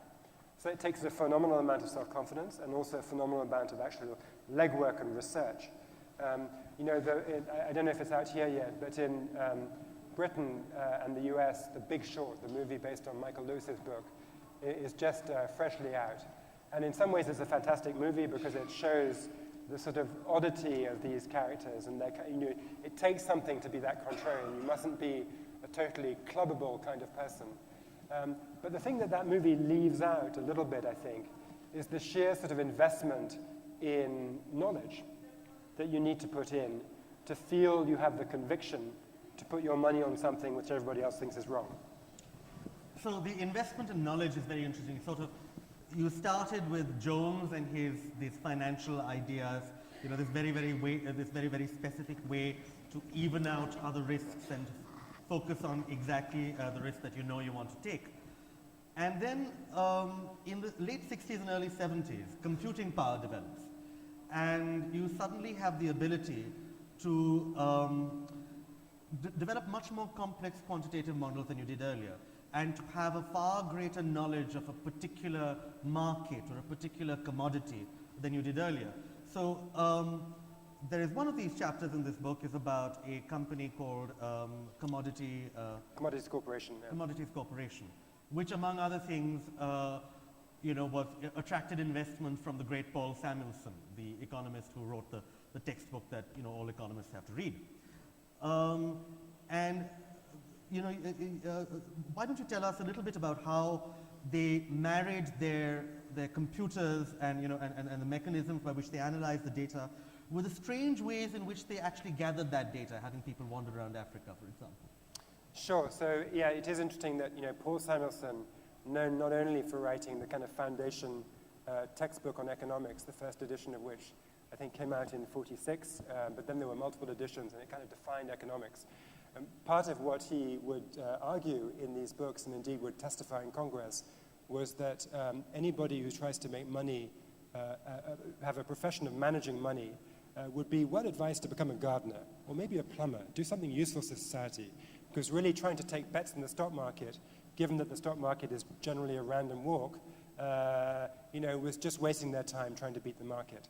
So that is what Paul Samuelson said publicly. Now, privately, what he did with his money from his prizes and his textbook earnings was actually to take that money which he'd earned by propounding the efficiency of markets and put it in a fund that bet on the inefficiency of markets and thought that they could actually do better than the markets. And in particular, this fund came up with a trend-following computer system which basically figured out that, contrary to the random walk thesis, that you can't tell anything about where prices of cocoa or shares in IBM are going to go from what happened in the last period. The last period has no bearing on what's going to happen in the next period. This computer system spotted trends in prices. It's not a random walk, there are trends. And so this computer system traded on these trends, and it started to make a lot of money. And when Paul Samuelson saw this, he didn't say anything further in public, but privately he put extra money into this very system, which was trading cocoa in particular. And one of the amusements I had after my book came out was that Larry Summers called me up and said, "Thank you for explaining Uncle Paul." And I said, "What?" And he said, yes, Paul, my uncle. Of course, Paul Samuelson was Larry Summers' uncle. He said, "Uncle Paul, I never understood why we had this cocoa room in my house at home when I was growing up, the cocoa wing. And now I remember, and I put it together, that Uncle Paul came over one day, said he had invested in this sort of hedge fund thing, and that cocoa was going to do very well in the next 6 months. So my parents, being academics who didn't follow the markets, bought a bunch of cocoa. It did very, very well. Uncle Paul called up and said, sell at a certain point, and we sold. We made all this money. We built a new wing on the house. We called it the cocoa wing. So anyway, Sebastian, thank you for explaining why my house is what it is. So that's the story of that fund in the 70s. There is a sort of constant tension in the history that Sebastian lays out between people who, as he said, believe that markets are essentially a random walk, and the people who believe that they can beat it. But there is also a tension between those people who think they can beat the market. There are people, there's a tension between those who look at the innate value of a stock. So in the case of cocoa and the commodities traders of the early 70s, there would be a bunch of people who would pay a large amount of money, a reasonable amount of money, to somebody in Africa to wander, cocoa plantations and try to work out whether the trees are looking better or worse, whether they're managed better or worse, and on the basis of that, try and work out whether cocoa was a commodity that was going to go up or down, the price of cocoa was going to go up or down in the future. So there are people who believe that you could look at that, at the fundamentals of something and work out what the value in the future would be. But then there's another bunch called, who believed in these trends. And they'd be the trend watchers of one kind. And I think both sides felt that the other one didn't really know what they were talking about, but they came together in an interesting way at this point. Am I? That's right. So you're right that in Commodities Corporation, they hired these people who went off and looked at cocoa trees in Africa, and the main yield from this particular investment of effort was a very stiff neck on the part of the guy who was always looking up at the trees. It didn't actually make any money. What did make money was the observation that when any kind of news came in that was going to affect the cocoa price, it was absorbed not instantly but slowly. that basically there would be some people who would react straight away and buy some cocoa if the price was going up. But then the news would kind of seep into the cocoa industry, and there'd be some companies that were still buying 3 weeks later, hence the trend. Information was absorbed slowly, not instantly, and so it had the effect of pushing the price up over time. So if you jumped on the trend early on, you could make more money than you could if you were wandering around Africa getting a stiff neck. So this was one example of this tension between fundamental research and sort of trend following. It came together, I think, in a different sense, in that there were some people, there were sort of two strands in hedge fund origins. There were the stock pickers, the fundamental analysts of equities, like A.W. Jones, who I described with his long-short investing. And then in the commodity markets, there was much more of this trend following. And at a certain point, macro traders sort of fused both kinds of attitude. So people like Stan Druckenmiller, who was hired by Soros, and would look at things like the sterling currency in 1992 and made that famous trade where the UK currency was forced out of the European exchange rate mechanism in 1992. That was the product of a mixture of understanding the fundamentals, which said that there's no way the British government was going to raise interest rates for very long because the economy was in recession. So therefore, any raising of interest rates would be temporary, and if you bet against that lasting, you would win. With a kind of trend-following sense that once other people saw this too, and the information seeped into the community slowly, more and more people would pile onto this thing, and the weight of their expectations would become self-fulfilling. So we move from the 70s into the 80s and the early 90s, and suddenly you had these hedge fund guys who, like all hedge fund people, thought that they were smarter than the guys they were betting against, or that they were going up against. But sometime in the early 80s, it became the case that they were no longer betting against each other or regular market participants. Their opponents began to be governments. And when I say opponents, it meant that you had to try and anticipate what the government did. And if you really wanted to make the big money, you wanted to ensure that there was a particular bet that the central bank opened its coffers opened its tax reserves for, and it went straight from there into your own reserves.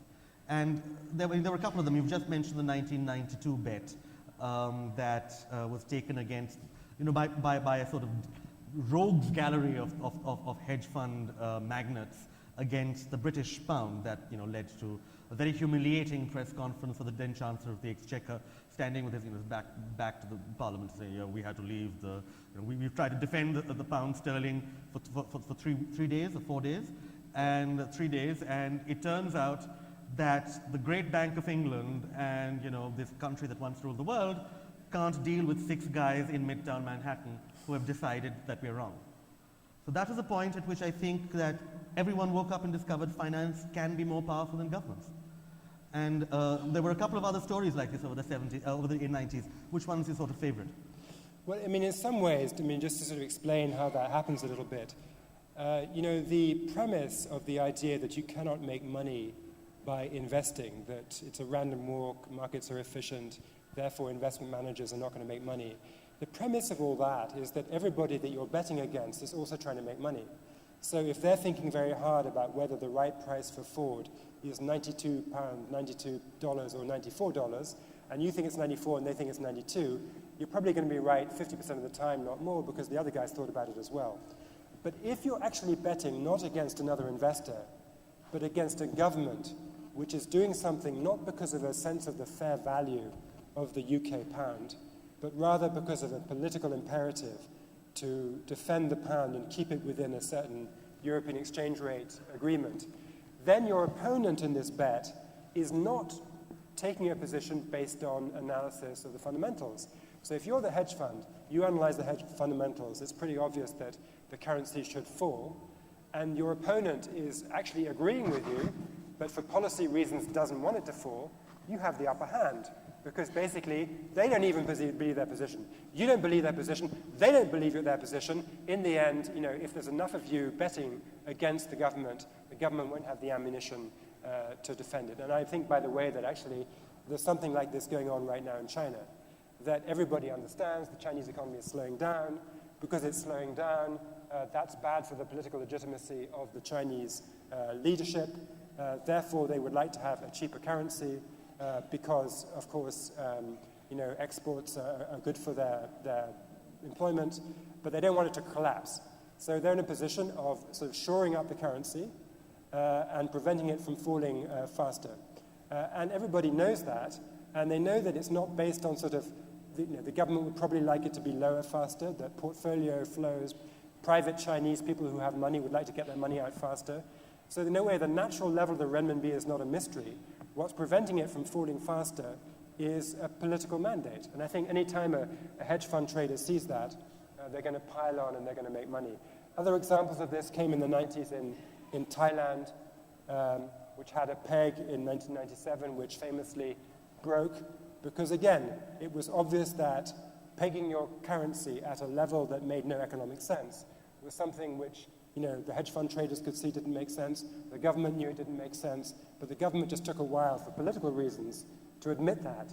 And in that gap between seeing it doesn't make sense and admitting it doesn't make sense, there is time for hedge fund traders to put on a big bet against the central bank. The central bank uses up its reserves, and I'm afraid money gets transferred from the government, from the central bank, straight into the pockets of people in Connecticut. So that was that period when currency speculation began to be hit the headlines. Again, added to this sort of negative aura around hedge funds, around George Soros, for example, whom Mahathir Mohamad of Malaysia, you quote in your book saying, it takes us 30 years to build a country, and this man thinks he can destroy us in 4 days. I'm paraphrasing, but that was by and large it.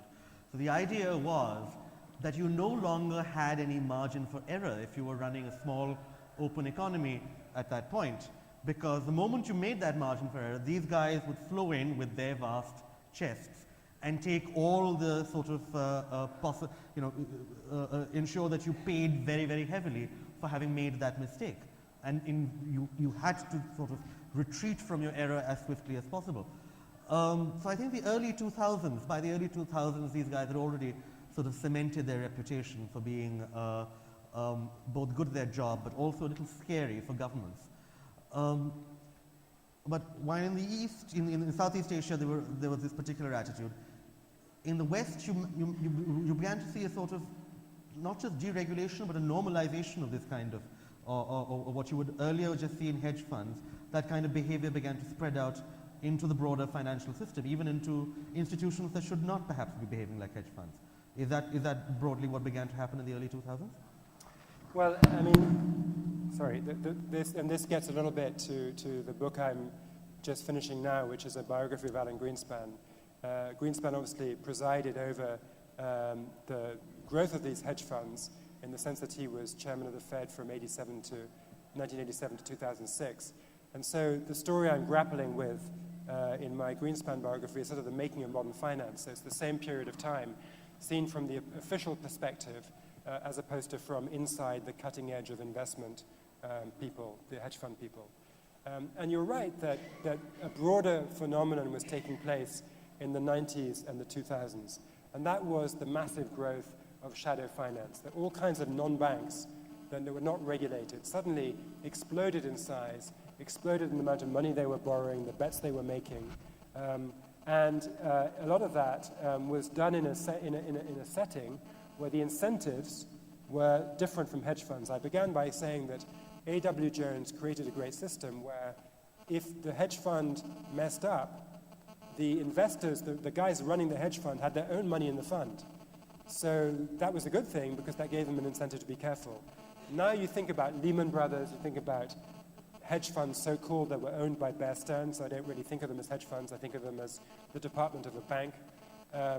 Or other types of financial institution that were taking hedge fund-like bets, but without those incentives to be careful about too much risk. And those are the guys who blew up and proved to be too big to fail. So at the end of all this, what I feel is that if you don't like too big to fail banks, and I don't like them, you have to embrace small enough to fail hedge funds. So hedge funds are kind of the alternative to these systemically dangerous big banks. And so that's why I think you feel that a lot of the commentary that came out in 2008 that initially suspected that the particular kind of speculation that hedge funds had indulged in was part of the reason for the crash was probably almost certainly mistaken, in fact. And hedge funds are in many ways the safest part of the financial system. Yeah, and it's not just that hedge funds have the incentive to manage taking too much risk. They also have that incentive to go and do proper research on what they're buying. If you have to sort of name one thing which was sort of counterintuitively beyond stupid, right, in the behavior of the financial sector in the lead up to the crisis, it was basically, if you think about the people at the end of the food chain who ended up holding subprime debt. They held these collateralized debt obligations. These guys, whether they were German regional banks, or whether they were money market funds in the US, or whether they were sort of some affiliate, some conduit, some off-balance sheet vehicle of Citigroup, none of these guys had actually bothered to analyze what they'd bought. They just bought these things called CDOs. They happened to be rated well by some rating agency which hadn't looked at them either. And they owned this toxic waste without having analyzed it. And hedge funds didn't do that. And the reason I say that is that in 2007, when the subprime sector started to really fall apart, hedge funds as a whole made a profit that year. And furthermore, the subsection of the hedge funds that specialized in asset-backed securities, which would be the guys who would have bought this, they were up as well. So they, in aggregate, of course there were some examples that did blow up, but in aggregate the hedge funds dodged the bullet because they had their eyes wide open, they do research, they don't take too much risk.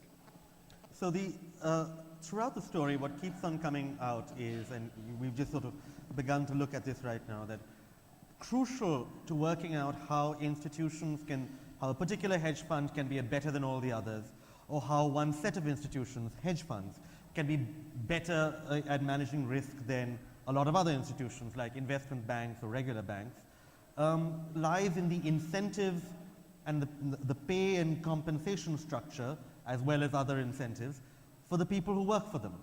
And for example, as you say, I guess the guy who runs the Germantown's pension fund, he had no incentive other than to find whichever AA security people were willing to sell him that by and large gave him a good return. And he didn't need to think harder than that, but hedge funds did.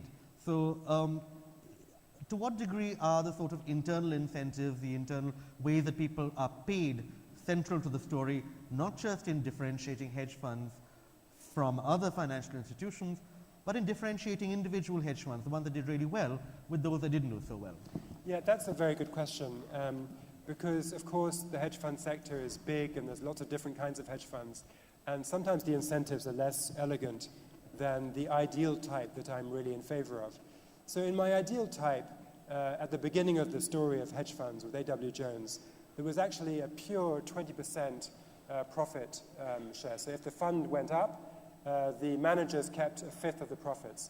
There was no management fee. There was no system whereby every year the hedge fund managers said, okay, you gave us $1 million to invest, we'll just take 2% of that, and then we'll take your performance fee out of it as well. No, they didn't take any management fee, it was all performance. So the incentives were purely about whether you got it right. Now, as time evolved, first of all, hedge funds said, well, we'll take that performance fee, but we'll also take a 1% management fee. And then after a while, they got greedy and they said, well, we'll take a 2% management fee. And then some of them even went above 2%. And then as they grew their assets and the assets became bigger and bigger, it turned out that it was a better business model for some hedge funds to grow the fund to, say, $10 billion under management and sit there taking 2% or 3% a year of that $10 billion. It almost didn't matter anymore if the performance was up 3%, up 5%, up 7%. What mattered was to grow. And that changed the incentives, and some of these funds even went public. In other words, they sold shares in themselves. So now it's no longer their own skin in the game, it's not their own company anymore. And so the incentive to manage risk is gone too. So it's not, it's not about managing your own money, it's about managing other people's money. And so the worrying story, I think, and I end my book with this concern, is that if you look at the famous investment banks like Lehman Brothers, Goldman Sachs, and you go look at them in the 60s, what you saw was small private partnerships deploying the partners' money flexibly, without much regulation, and it was their own money, and they did it very carefully and pretty well. What happened over time is that these investment banks sold shares in themselves, got in all this money that belonged to somebody else, and threw it around with gay abandon until they all went bust pretty much in 2008. So the worry about hedge funds is that they could repeat this story. They could begin well, small, focused, managing their own money, careful about risk, incentivized to do proper analysis, but over time they become flabby, they sell shares in themselves, they have deep-pocketed parent banks who they work for, and the incentives all go wrong. So clearly the only way that it will largely work is if the internal incentives of these guys are straightened. But if you're thinking about making public policy, and you say, okay, hedge funds are fine right now, but they may not be fine in the future, is it in any way, these guys will always be smarter than the regulators. They'll be quicker than the regulators. They'll be better paid. They'll be easier to be able to respond much quicker. They'll have less constraints. In what conceivable way can you regulate them? Well, I'm pretty skeptical about regulation. I think that if you look at what happened after the 2008 crisis, a lot of it was well-intentioned. It was essential to try to regulate the financial sector. I'm not saying that's wrong. I'm just saying that there's a pretty messy argument going on right now about how effective all that regulation will turn out to be in preventing the next crisis. So I think that tells us that we shouldn't be too optimistic about any kind of financial regulation. And I think the key is to focus your effort. Governments have limited numbers of good people, and they have to just do the things they really need to do and not do a bunch of stuff they don't need to do. And by and large, I would argue with hedge funds that you can just let them do their thing, because if they fail, they will lose their own money. They won't be bailed out by taxpayers, and that's their problem. Just let them go under. They're small enough to fail. They're not too big to fail. Small enough to fail is good, because regulators can just let them do their thing. If they fail, rich people will lose money, and we don't care. Now, if there's a hedge fund that gets to be so big that its failure would be a problem for the global financial system, like long-term capital management was in 1998, then you should regulate it. But it's a very high threshold, and most hedge funds are way smaller than that threshold. So I think that what's happened in the US, what's happening now in Europe, in terms of forcing hedge funds to register with the regulators, what's the point? The regulators don't know what to do about it. They get information they don't understand, and they're using up valuable and scarce time, which they ought to better devote to policing the systemically dangerous banks, which are the guys who really could cost taxpayers a lot of money. And so you feel regulation is by and large moving in the wrong direction here. But what is the sort of direction that hedge funds themselves are moving in? Are they in fact growing larger? Are they looking at different forms of technology, different forms of internal structure? Are they varied? Are they narrowing their focus to a particular commodity, particular sector, or are they broadening it across economies and sectors? What are the sort of trends in the industry at the moment? Well, ever since I began following hedge funds about 10 years ago, it's always been the case that people have been skeptical about the future. They say, look, the old investment strategies are not going to work. They either say all these profits that these guys have been making is because they've been committing crimes and fraud, or they say they've just been lucky, or they say, well, they figured out a few good things, but now those particular kinds of trades are crowded, everybody's figured them out, so they're not going to make money anymore. And the counter to all that stuff is that the world changes, right? The financial system changes.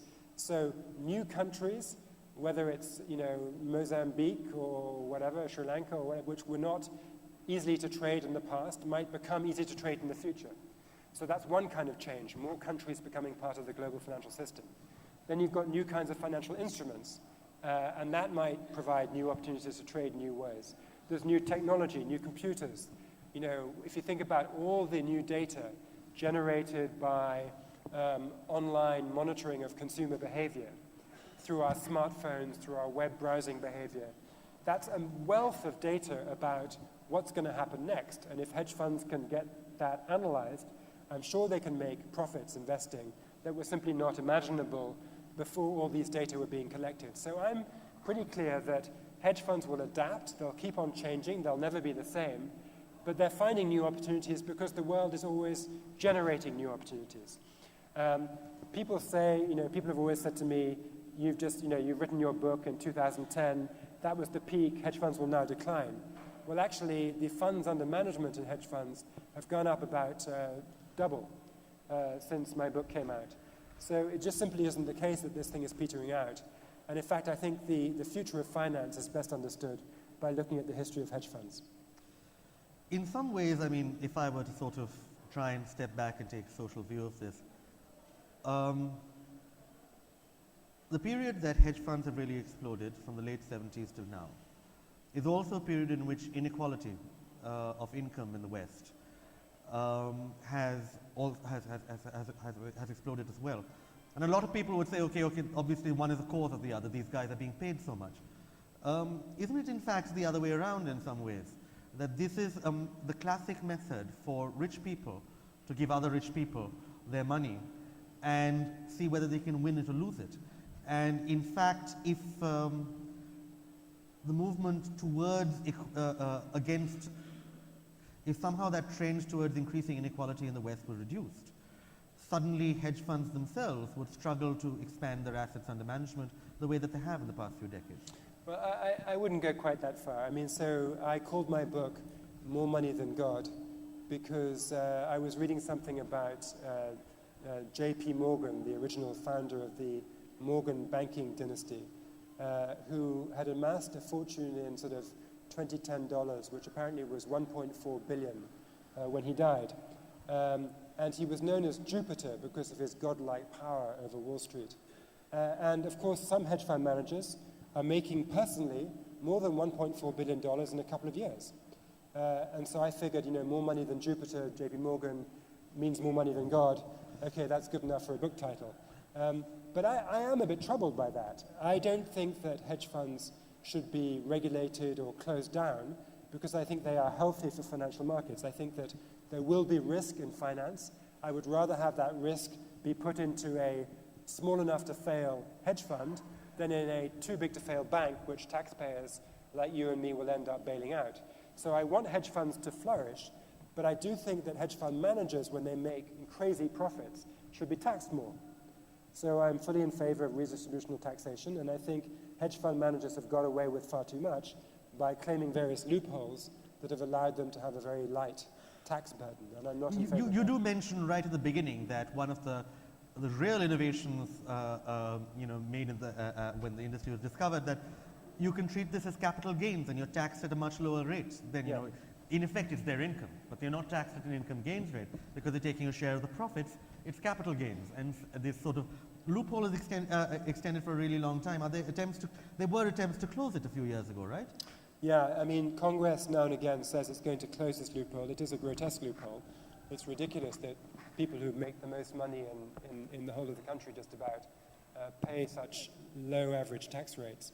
But what happens is that every time Congress is about to do something, a delegation actually of private equity managers and venture capitalists, not hedge funds, because hedge funds are contrarian. There's lots and lots and lots of hedge funds. They all have different kind of strategies. They hate each other. They bet against each other. They can never actually get it together to go and lobby Congress very effectively because they're always squabbling amongst themselves. But private equity is much more concentrated and sort of mono strategy. It's clubby, yeah. So they show up. Some hedge fund guy told me the story about one day the hedge fund groups finally got it together to try to lobby Congress. So they went to Washington, and they just about managed to get permission to see the chief of staff of some senator, who then made them wait in the waiting room for a long time. And as they were sitting there waiting, cooling their heels, the senator came out and said goodbye to Steve Schwartzman, the head of one of the big private equity groups. So the private equity guys have much more access, and the venture capitalists also much more access. And these guys are the lobbyists who kill any attempt to impose tax sanity on this loophole. Yes, the fact that Sebastian says that these guys hate each other, well, it's a slight exaggeration, but they do have sort of rivalry. Sometimes they come together when there's a large government that you can go after. But the great part about this book is that much more than you'd expect from a history of a sort of a sector of finance, it's full of these extraordinary outsized personalities, right? From the first one on, I think the one that most of us here in this room would probably have heard of is George Soros, who thinks of himself less as an investor and more as sort of, a great guru, a philosopher king of the markets who knows exactly how people think. And there were others who used to build their entire companies around testosterone. So you had to go out and do the equivalent of bungee jumping, whatever it was in the 70s, and strange macho retreats around campfires in the Rocky Mountains. And so there was. Why do you think that? Is it because it's sort of a ruggedly individualistic thing that you got all these sort of strange characters? Yeah, I mean, it is full of larger-than-life characters who are willing to say, the whole world is wrong about this, and I'm right. And so that's kind of a gift to a writer. I had a couple of motives at the start when I wrote my book. One was this sort of contrarian sense that most people thought hedge funds were really evil, and I thought they were actually constructive. So that was the contrarian thesis that I was drawn to. But there was also just this fact that these secretive people were just wild. You got to know them, and they were absolutely fascinating. So, starting with I told you about A.W. Jones in the 70s, there was this guy called Michael Steinhardt, who was famous for losing his temper in really explosive and dramatic ways. He had a big bald head, and he used to get angry, and the redness would start here on his neck. It would go up, up, up, up, up. It would hit his top, and then he would go like this, and he would have this thing called a hoot and holler system, where his voice would be piped, through a sort of intercom into somebody's cubicle. And when he was feeling kind of selectively vindictive, he would scream at some individual in his cubicle. When he was sort of wanting to share the hatred, not the love, he would sort of broadcast it to everybody, so everybody could hear, that guy being reamed out. And then in particular, I like the story about there was one guy who made some incredibly stupid mistake and lost a lot of money for Steinhardt. And was quaking in his boots, knowing that Steinhardt would probably cut him into 3 pieces. And so this poor guy comes up to Steinhardt and says, Mike, I screwed up. I want to kill myself. And Steinhardt says, can I watch? So this was just one more example. But Soros is a good one too. I just have a quick story about Soros because I can't resist Soros stories. So Soros is this speculator who loves to kind of go after the UK, make $1 billion at their expense and all that. But he also has another side to him, right? He once wanted me to write his biography, and most of the conversation was, would I devote due space and consideration to Soros as a philosopher? Because he is, of course, first and foremost a philosopher, secondly a philanthropist, and thirdly a speculator. I never wrote that book, but we did have long conversations about it. But one thing that happened, which is not just him talking to me, this is like what he actually did, was that if you remember the East Asian crisis, let's just set the scene for a moment. You've got Thailand, the Thai baht collapses, the Soros Fund makes $1 billion on that trade. Then we move on to Indonesia and Malaysia, and there's all these different things going on. And then the big economy of the crisis was South Korea, much more important, much bigger than all of the other crisis economies. And the man who figured out that the South Korean currency was going to collapse was the Soros economist who was traveling around the region. And he figured it out, and he sent a cable back to New York, to headquarters, and said, guys, you can make $1 billion on Thailand, forget that's small. You can make more money on Korea. And the response from Soros headquarters to this news is radio silence, nothing. The guys say nothing. So the Soros economist is thinking, what's up here? We could make all this money. I'd probably get quite a big bonus. Let's see, 5% of $1 billion. I mean, I could retire on that. So he's getting a bit annoyed that there's no response to his message. So he sends another message to headquarters saying, guys, this is the trade. We can make more than $1 billion. And the answer from New York is nothing, radio silence. And then Soros shows up in person in South Korea, not to make the trade. He arrives to be a statesman. There's a nice red carpet at the airport. Soros gets out. The press is there. They take pictures. He gives a nice speech about how South Korea's economy is coming under attack from nasty speculators. And he is here to advise South Korea on how to avoid the speculators. And he goes to have a meeting with the president of South Korea in the Blue House, which is like the White House. And he goes around. He's very important. He's in all the press.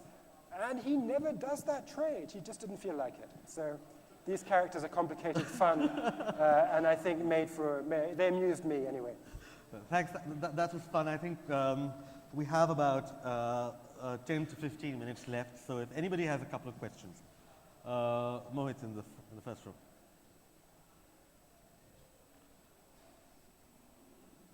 Please do introduce yourself when asking the question as well. Thank you. My name is Mohit. This is in the context of CEOs and shadow banks taking small dribbles and banks down without really considering the risks. But in a sense, they were relying on credit ratings. Acha, is the mic on? Is his mic on? Use a different mic, please. In a sense, they were relying on credit ratings. Is it true that there were insufficient credit rating organizations, and was that a failure of the US government? Yeah, I think one thing which happened, which is very important, is that because the number of collateralized debt obligations went from sort of zero pretty much to a very big quantity extremely quickly, the standard rating agencies didn't have enough people to do it. There was a lack of human capacity. So they went along and they signed off on these things, and they just didn't have the guys to do the real analysis. And that's a familiar thing in finance, that some new product gets invented, it grows very quickly, and it grows faster than you can grow the talent to actually manage it. So that's true, and it's also true that we would be better off with more ratings agencies. The problem is that there's a sort of natural oligopoly in the sense that if you're issuing a bond and you get a rating, what you want is the most famous possible rating agency to give you that seal of approval. So you're always going to go to Moody's, Standard & Poor, maybe Fitch, and anything beyond that, people don't recognize the name, so you don't do it. In the third row, I'll come to you. Yeah. In the third row, Sudipta.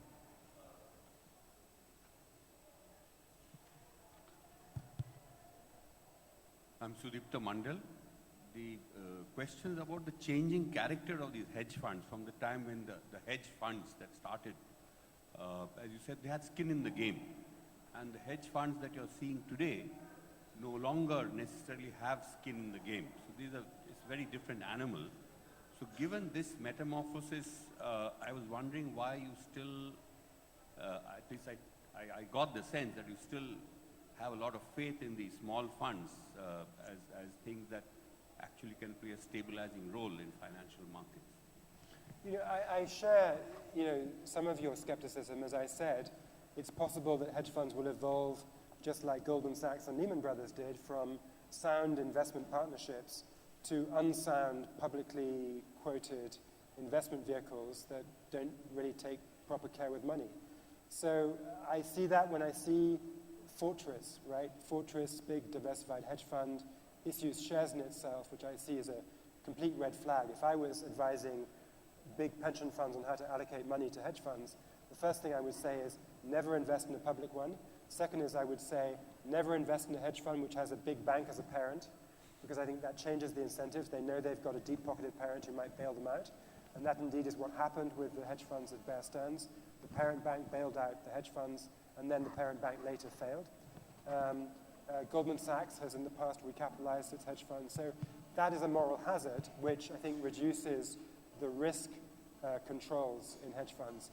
And the third thing I would say is invest in a hedge fund which is not too big, where it's not so complicated that the boss doesn't understand all the strategies, and invest in one where the boss really does have his or her own personal money at stake.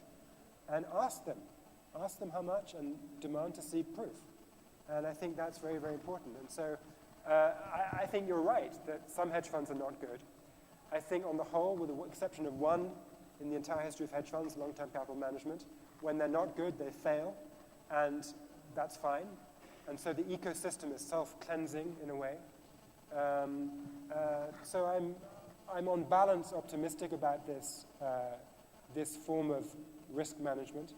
And in the end, it's compared to what? Like, what's better?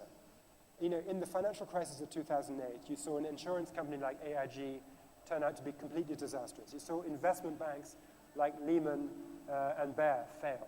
You saw commercial banks like Citi fail. You saw the ratings agencies screw up.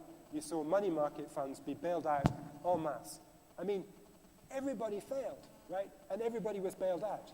And the one exception, the guys who were not bailed out, were the hedge funds. So I think we've stress tested this question, and on a relative basis, these are the guys who can manage risk in a way which is least socially toxic. At the end of the second row over there. The lady at the end of the second row. Hi, my name is Ami Parekh, and I work at a hedge fund, but on the non-investment side. Two quick questions. One is that the defining characteristic of most hedge funds is that it's not enough that they just beat the market, right? They all have a high water mark or something.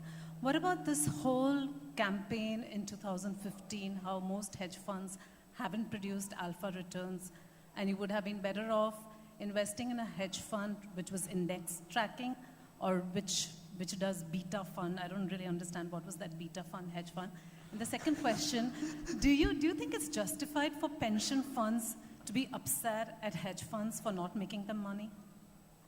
Look, I had two arguments in my book. One was a kind of public policy argument that hedge funds are good for the system because they put risk.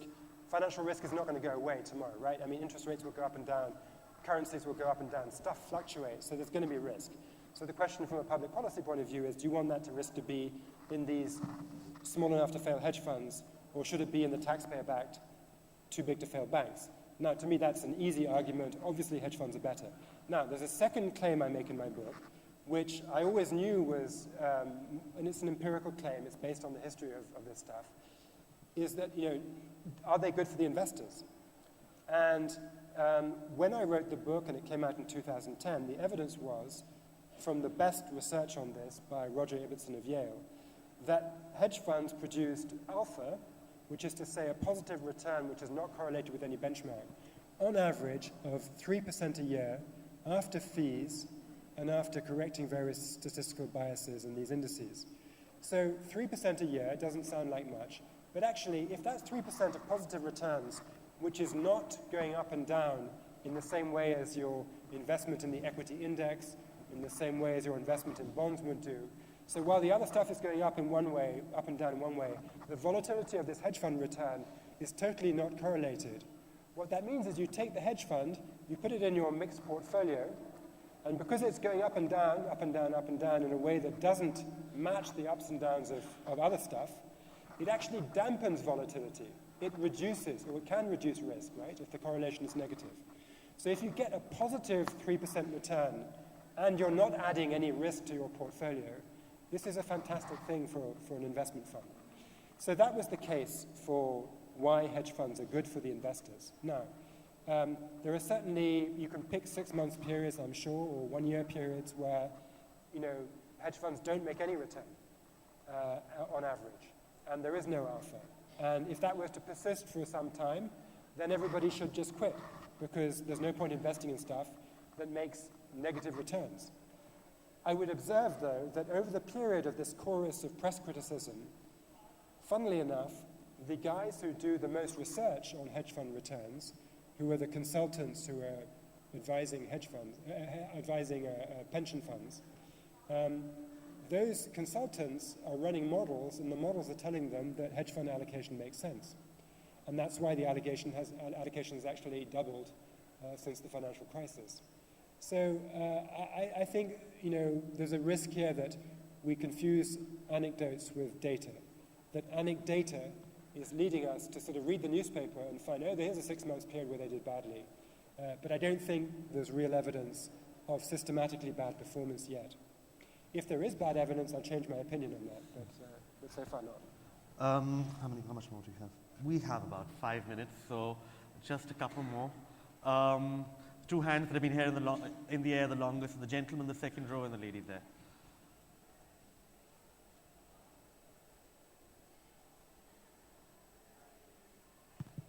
Hi, Celestin. This is Saurabh Sharma. I was an equity analyst with JP Morgan earlier. My question is that, you have seen the 2008 crisis, and you have been observant, and you have been a part of the industry also. What is your analysis of the present situation? Because, as always, there have been a divergent view that, we are again at a point where we are just heading towards a recession. But, there are economies like India who will some say that run it through the shore and actually we will not hit there. So what are the main points do you see? First of all, what's your view into that? And how do you look into it? Okay, will we take the second question also, and then maybe you can answer them both together. Yeah. Yeah. Hi. So do you think there's a need of some sort of an international... Do you think there's a need for some sort of an international regulatory system to prevent hedge funds from making gains that could harm already weakened economies? So do you think that there's a case for some kind of international system to prevent hedge funds from making gains at the expense of economies that are temporarily already weakened? So is there a way of sort of ensuring that sort of an IMF for the hedge fund industry? I mean, and then I think there's a question on general international financial, are things doing well right now? Okay, well, that question about are things doing well in the world, I'm afraid they're not. It's pretty clear that global markets are in total turmoil, and it hasn't settled down yet. I haven't looked today at the news, but China and the low oil price seems to be spooking everybody worldwide. On the question of sort of hedge funds taking advantage of weak governments and making profits at their expense, I mean, that is a real, interesting moral question. And in fact, some of the people who worked for Soros during the Asian crisis were very conscious of that. And they sort of debated, what are the ethics here of us making a ton of money at the expense of Thailand, where the consequence of this devaluation could be tons of people are thrown out of work and they go back to subsistence of, $1 or $2 a day. And this is real poverty that we're creating. How can we look in the mirror anymore? And I think that the answer they came up with, which is at least partially satisfying, is that it's not the hedge funds that cause Thailand to get into a crisis. It's economic policies which do not recognize reality.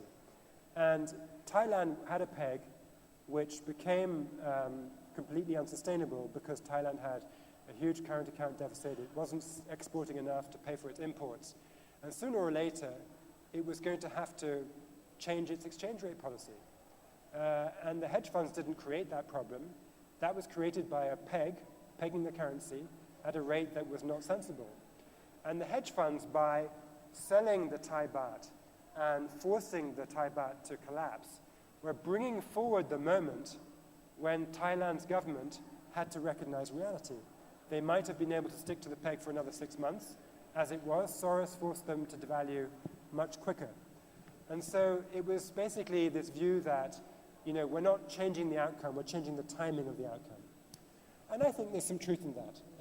I think that's at least a half-decent defense for what macro hedge funds do. And in my chapter about UK sterling, you can tell by my accent, I originally come from Arkansas in the US. No, I come from Britain. So I have some feeling for the ejection of the UK currency from the exchange rate mechanism. I was a young financial journalist when that happened. And so I called the chapter not Black Wednesday, which is what the British press called it, but White Wednesday. Because again, Britain had a policy that was unsustainable and inappropriate, and Soros forced Britain to recognize that it was a stupid policy. And if he hadn't done that, hypothetically, we might now have become members of the euro, and I don't think that would have been a good idea. I think that we're out of time. Thank you, Sebastian. That was great fun for me. I enjoyed it thoroughly. Please do buy the book. It's available here, and I think there will be a signing session for Sebastian, I think, now. And buy Mihir's book as well. Yeah, that's important. Yes. Thank you, Sebastian. Thanks a lot. It's great. Pleasure. We thank Sebastian and Mihir. Our sponsors for the session were State Bank of Bikaner in Jaipur.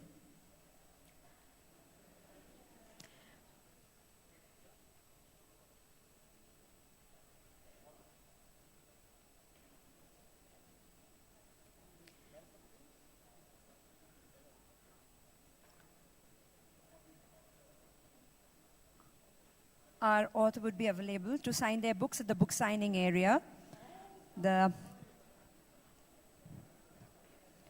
Next session at Durbar Hall is from 5:15 to 6:15.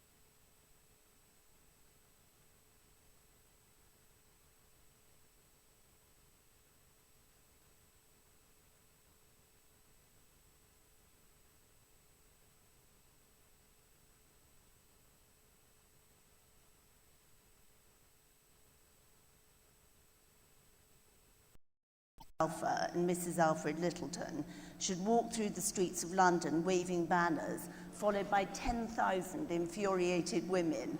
And she followed up that by writing about an all-women's dinner just before she left India, saying everybody was smoking. I felt as if I was presiding at a suffragettes meeting, so she definitely didn't have much time for the suffragettes. Actually, if I can just go on 1 minute too. Sure.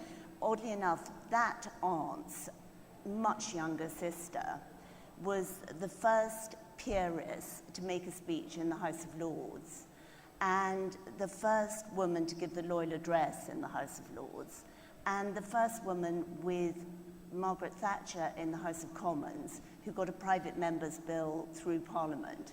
So in that one family, I mean, they were actually a generation almost apart, although they were sisters, but you have such a change. You do. Well, there are certain generations that make all the difference. Yeah.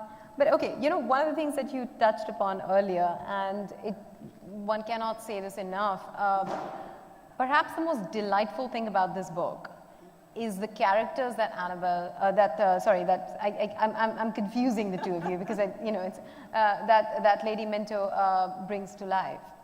And her sharp and absolutely uninhibited remarks about some of the historical characters, some of the Maharajas, some of the Begums, and of course characters such as Annie Besant and Lord Kitchener.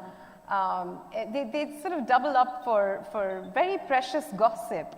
It's like reading a gossip magazine from 1905, which is utterly fascinating and a very unique lens to history as well. Do you have any favorites from those observations? It must be very hard to pick, but... Well, I'll read a bit which amuses me where several of these characters come in. Absolutely nothing I've read about Lord Kitchener, and I did, after sort of going through the journals, feel I must read a bit more about Lord Kitchener. Nothing I've read about Kitchener has encouraged me to think that he was anything other than perfectly horrible. I mean, he really was. Although Mary actually got on with him quite well. I think she knew that he'd done a huge amount of damage to Curzon and could do the same for Rowley. And so she made a thing of getting on with him quite well. Although after she was widowed, there was a rumour that she was going to marry Kitchener, which I think is seriously unlikely because she laughed a lot about Kitchener collecting china and collecting beautiful ADCs to polish it for him. So sometime, I think in about 1907, she said, she wrote that Rowley had woken her up on April the 1st, April Fool's Day, with the information that Lord Kitchener had got engaged to be married. Yes, I remember that. And she just says, I was not made an April Fool of. So, but going on, Annie Besant, I think she thought was a complete charlatan. She couldn't believe that any woman could change her religion so many times. And she said she spoke with great fluency, but that what she said was not original, so she damned her pretty well. But to go on, I think actually one of the most interesting characters, because he doesn't appear except at second hand so much in other histories, was Habibullah, the Amir of Afghanistan.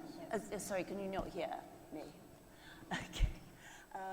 Because he, what was I saying? Yeah, he came to India on his one visit to India, and he completely fell in love with the Mintos and with India, and he learned to play croquet on the lawns at Barrackpore. And when he had to go back to Afghanistan, he didn't want to go. But anyway, they finally got rid of him with great difficulty, I think. So I should read, Yes, please. Yes. one bit, if I can find it. This is an entry from 1907 in Simla. Rode down to Annandale for tea. We had a rifle practice. The Maharajas of Sindhia and Bikaner are staying in Simla and came and joined us. They're both admirable shots, but I felt very proud of Rowley as he got the highest score. I think they were very impressed. Lord Kitchener was made to compete, much against his will. He is not brilliant, but I don't think his sight is very good. Sindhia came and dined alone with us. He's very clever, most pleasant to talk to, and wonderfully go-ahead. He's put electric light throughout Gwalior. He's building tram cars and making every modern improvement throughout his province. He's one of the richest princes in India. His appearance is peculiar. He was dressed in a mauve embroidered silk coat with green trimmings. It was beautiful, but was far too tight for his very fat body. A curiously shaped cap, covered with red turkey twill and a bit of gold braid, was placed obliquely on his head, and he evidently suffered a great deal from the heat, which, owing to his size, was not surprising.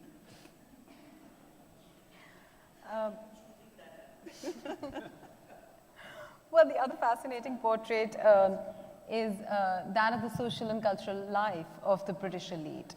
The pageants and the shows, the hunts and dinners and all of that, the sort of the recreation of this upper-class British lifestyle in the most unlikely of settings. I was wondering if you'd like to read a little bit any entry that sort of offers a slice of that for us. Yes, I will. I've got two possible pieces, but we'll start with one and see how we go. Let's do that. I think the answer is that the British, all the way through the empire, behaved very much as they thought they would like to behave, even if they couldn't in England. And a lot of the sports they played actually came from this part of the world, and then they took them back and said they were British. A lot of the plants in their gardens, everything about it. I think the only thing that was unique was pig sticking, probably. Not too many pigs to stick in England. No. But anyway, this is from 1905, shortly after the Mintos arrived. As several of the staff are dining out tomorrow, the auspicious day on which Eileen comes of age, we decided to have a little dance tonight to celebrate the occasion, and also as a sort of dress rehearsal for the state ball. For the last fortnight, 18 coolies in scant attire have been sitting in a line on the floor of the ballroom, polishing the boards with bottles. It is a most comic sight. The final shine is obtained by several coolies running up and down the room with a mattress on which two semi-naked figures sit, apparently much enjoying their ride. The result is most successful as the floor shines brilliantly and is perfect for dancing. Mary loved dancing. I was quite dazzled with the gorgeous effect of the room all lighted up. And there's another one about cricket. I think you should, we've got time. I think you should read that. This is from 1908 at Chale. The cricket match ended before luncheon. Patiala had to follow their innings and only saved being defeated in one innings by 25 runs. Francis, he was one of the ADCs, did splendidly bowling or catching most of the 11. The Maharaja was so surprised and annoyed at being beaten, having defeated the Simla 11 so easily this spring, that they've arranged to have a return match in Simla the first week of October. The huge luncheons of innumerable courses we've had to endure both days have been rather a trial. Major Thompson tells me that this is only the second time the Maharaja has eaten European food. He certainly did full justice to it. He had twice of every course, and I was rather staggered to see 4 quails at one time on his plate, although no doubt he didn't consider them a serious item. I'm greatly impressed with this young Maharaja. He's most sensible to talk to. He spoke a great deal of the folly of the agitators and used curiously high-flown language in speaking of the obligation Indians are under to the English, who have shown them what truth and justice means, and who, by the grace of God, have kept India from the horrors of civil war and bloodshed. I was quite touched by his wonderful courtesy. The staff think the Maharaja is inclined to swagger about games, so we're desperately anxious he should be beaten at both cricket and tennis. However, he took his defeat with perfect humour. Well, as is evident, Mary is a great storyteller, and she has an exquisite eye for detail. But when you read these journals from, at least from a post-colonial standpoint, one can't help but cringe at least some of her observations and some of her remarks. How did you reconcile with that dichotomy of sorts? And how important would you say is context to this criticism? I think context is everything is the answer. I mean, I think the problem with Mary is that she was only 100 years ago, and I mean, we're still alive in living memory. And so we imagine, because there were already telephones and cars and what we think of as modern life, that she would think in a similar way to the way we think now. As we do, yes. Whereas if you look at Emily Eden's diaries from India, a few decades earlier, that seems like the real olden days. So you're not remotely surprised when she says rude things about people and uses pejorative terms. Whereas with Mary, you're still more surprised. But the fact is that I was going to just read something here that I think makes sense. Just the thinking was so extraordinarily different insofar as all those servants of empire really believed they were doing the right thing and didn't think much further than that. I mean, really, as we'll probably talk about later, did move on a bit. Yes. But just a couple of things I was going to say that maybe make the context clear. When Sir William Curzon Wiley, who'd formerly been resident in Rajputana and spent most of his life in India, was assassinated by Madan Lal Dhingra in London, when actually he and his wife were attending an event organised by the National Indian Association. She wrote, "Thank God I've been kept from bitter thoughts. He died for the India he loved."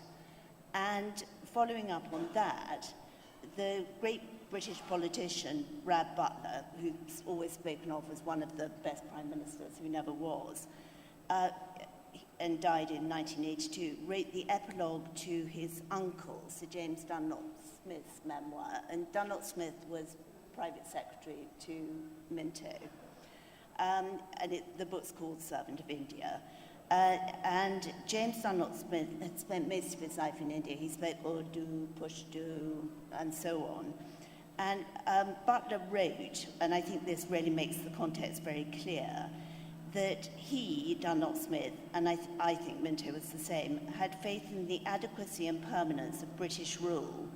He went on to say, now that 60 years, longer of course now, have passed, we can see that this faith was blind and misplaced. Neither Minto nor Dunlop Smith were callous or superficial in their approach to India, yet neither realized that there was a world of which they knew little, aspirations which they could not satisfy, or dreams that could not be fulfilled under British rule.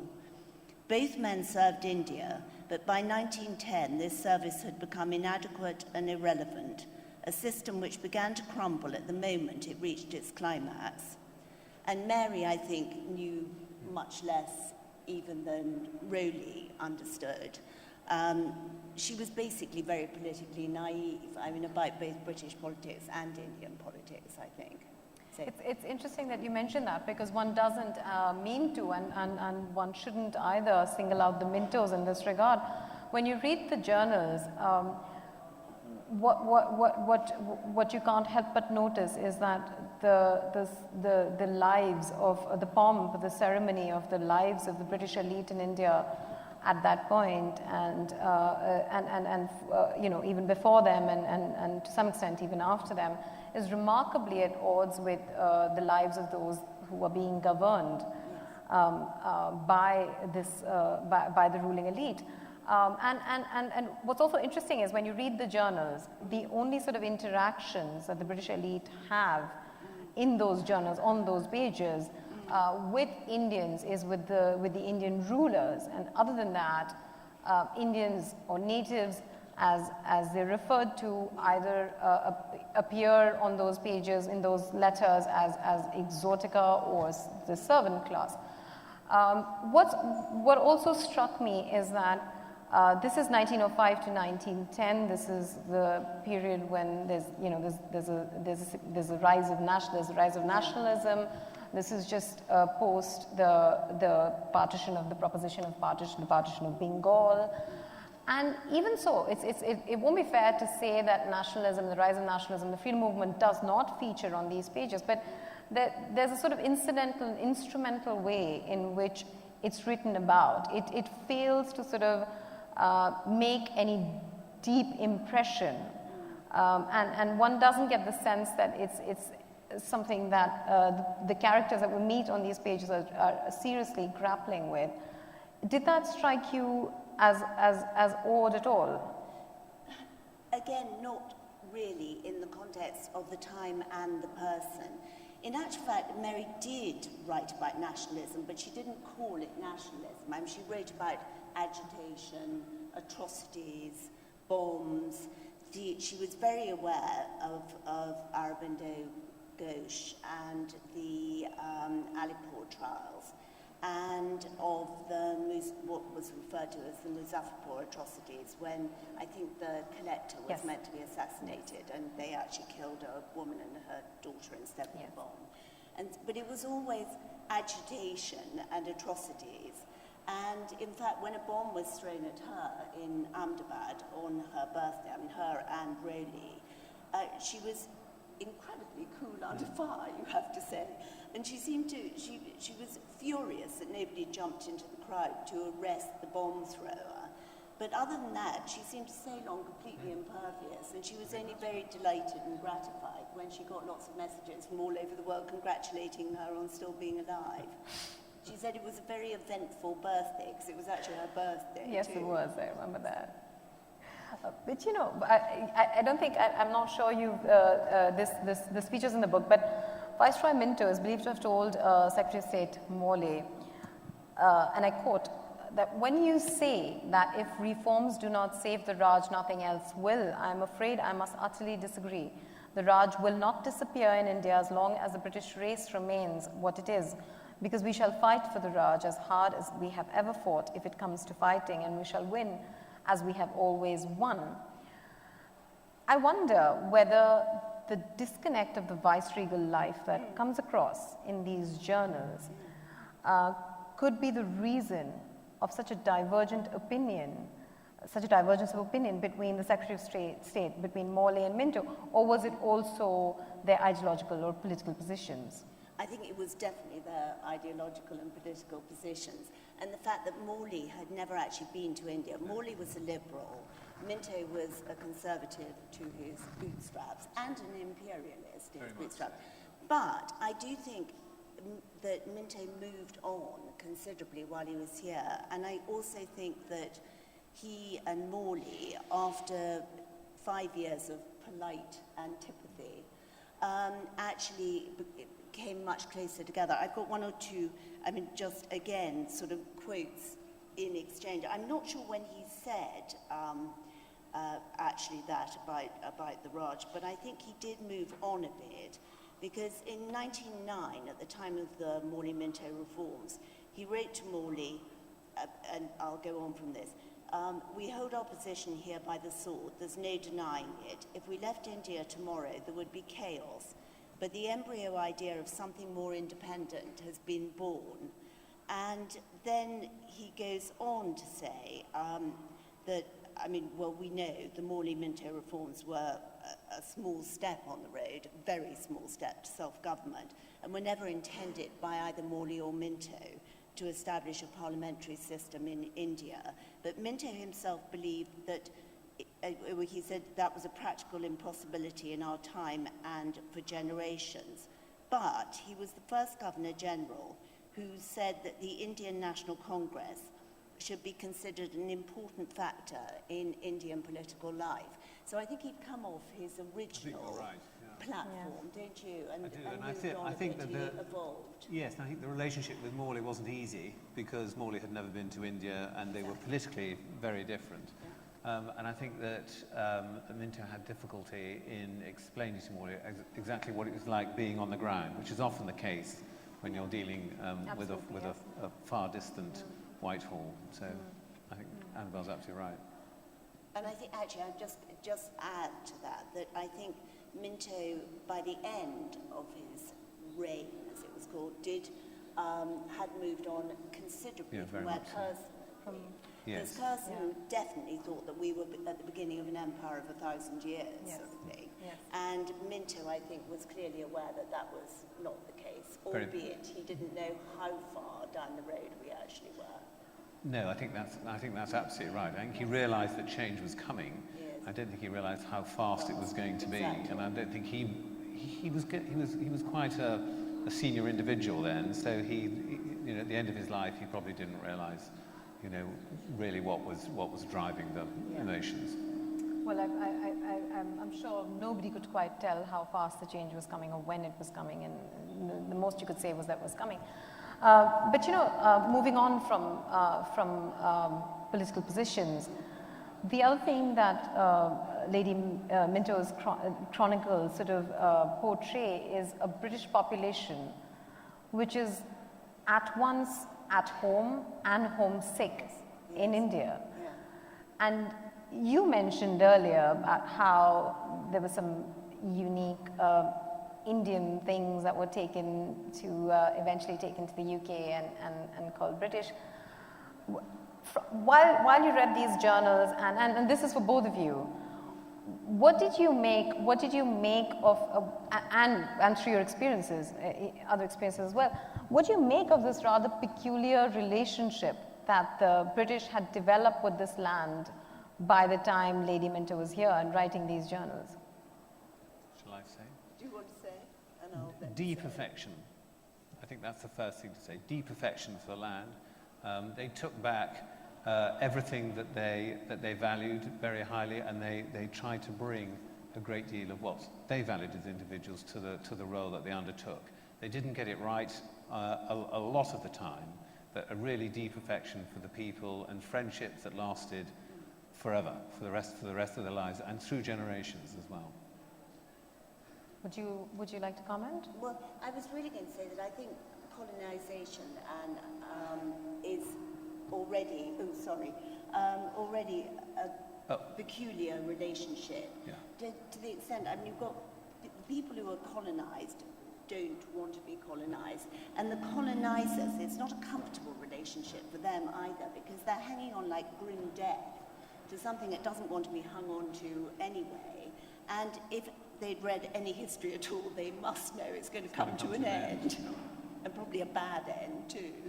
Yes, a sticky end. Yeah. A sticky end, of course. I'd actually like to, to hold on to that thought, but I have a question for Timothy. As somebody with two viceroys in your family, when were you first introduced to the country? I know this is your very first visit, but when do you remember being introduced to the country? And was it a part of the collective memory of the family? And if so, how did it feature? Very much so. I mean, very, very much part of the collective memory. There was and there still is some remnants of some wonderful Indian artifacts that the family has had for well over 200 years. When I was young, there was a sort of a family museum, and I think if you went, well, I can remember going into the family museum often. It was in a little castle on the top of the hill, Minto, where it still is now. And it was the name of the castle. the name is called Fat Lips Castle, and we're borderers, so we look at England. We're really quite close to England. And the story that I like as to why it's called Fat Lips Castle is that there was a goat that lived on the other side of the river, which is just down below. And if Fat Lips was over on this side of the river, the English were coming, so watch out.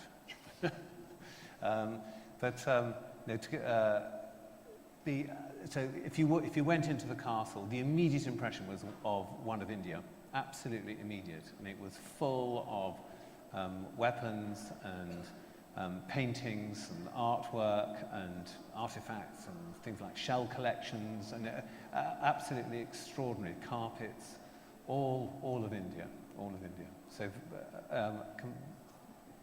completely ingrained into our family's life.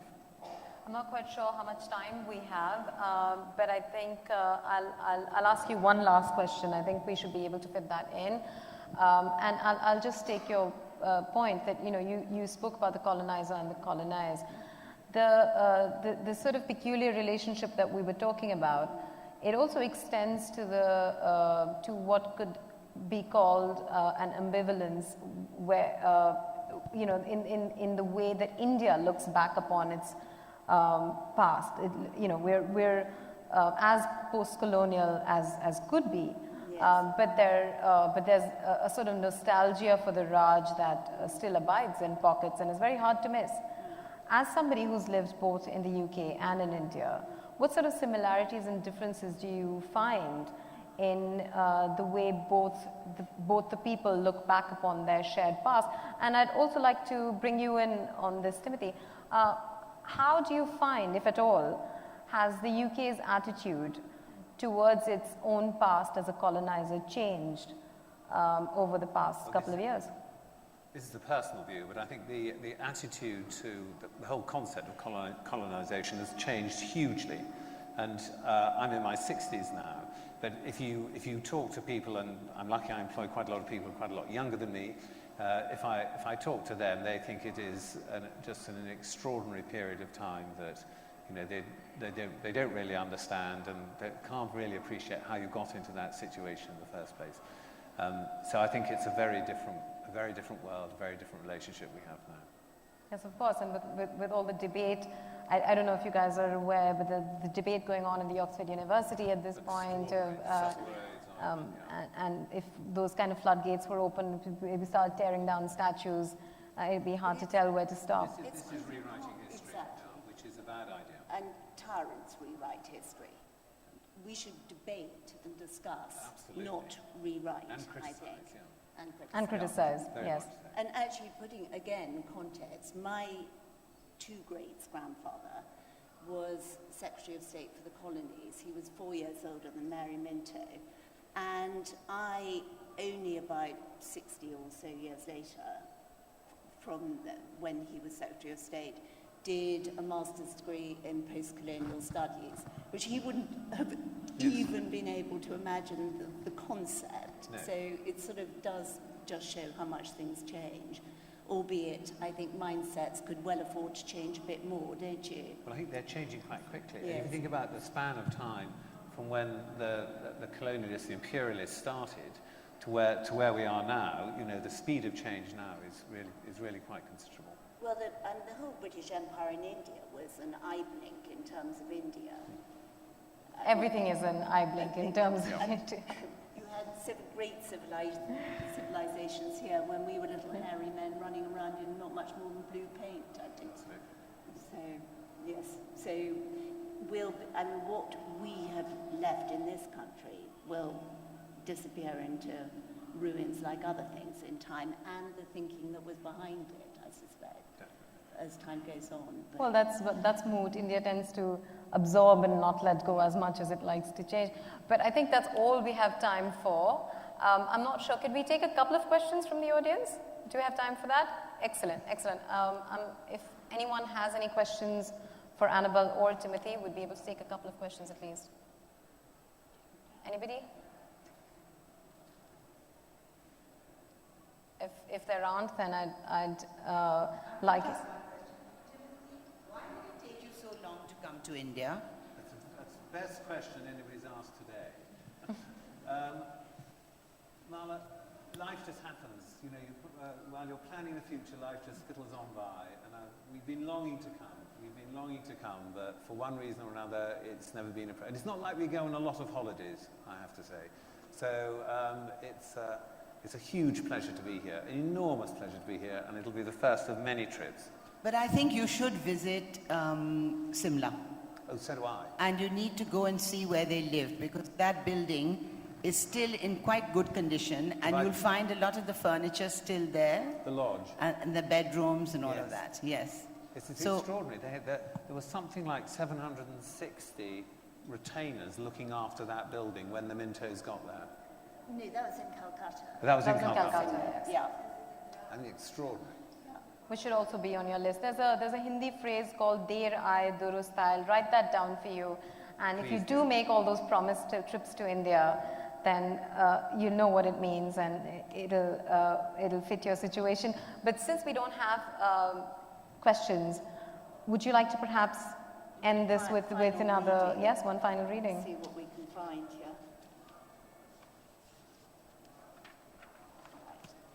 This is from 1907, when the Prince and Princess of Wales had just left after a tour of India.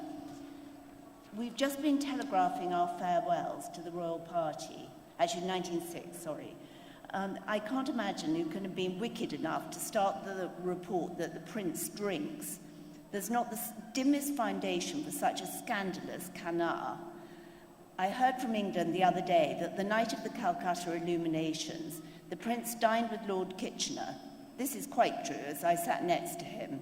The story went on that both the prince and Lord Kay were so drunk they couldn't appear after dinner. I drove with the prince for an hour that evening myself, and Lord Kay was in the next carriage. The prince knows about these reports. He said, I suppose they think the same thing in India, because over one of the triumphal arches was written, God help the prince. I don't think he really minds what people say, but one wonders who can originate such a story. I think it's cruel, especially as he hardly touches any wine, no champagne or liqueur, only a light Moselle. Wonderful. Thank you, Annabelle. Thank you, Timothy. Thank you. Thank you for talking to us, and thank you for listening to us.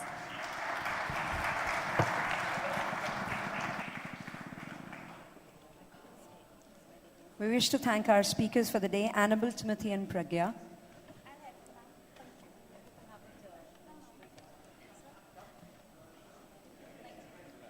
It was a pleasure having you, ma'am, with us today.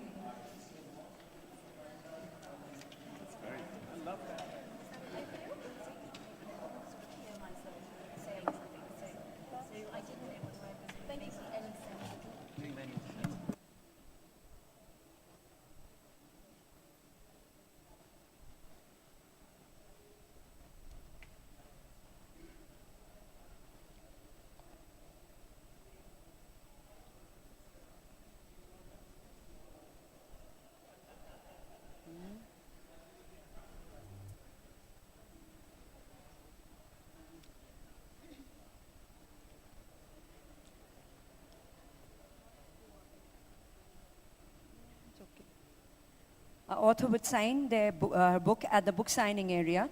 Books are available for sale at the Full House bookstore or at the signing area too.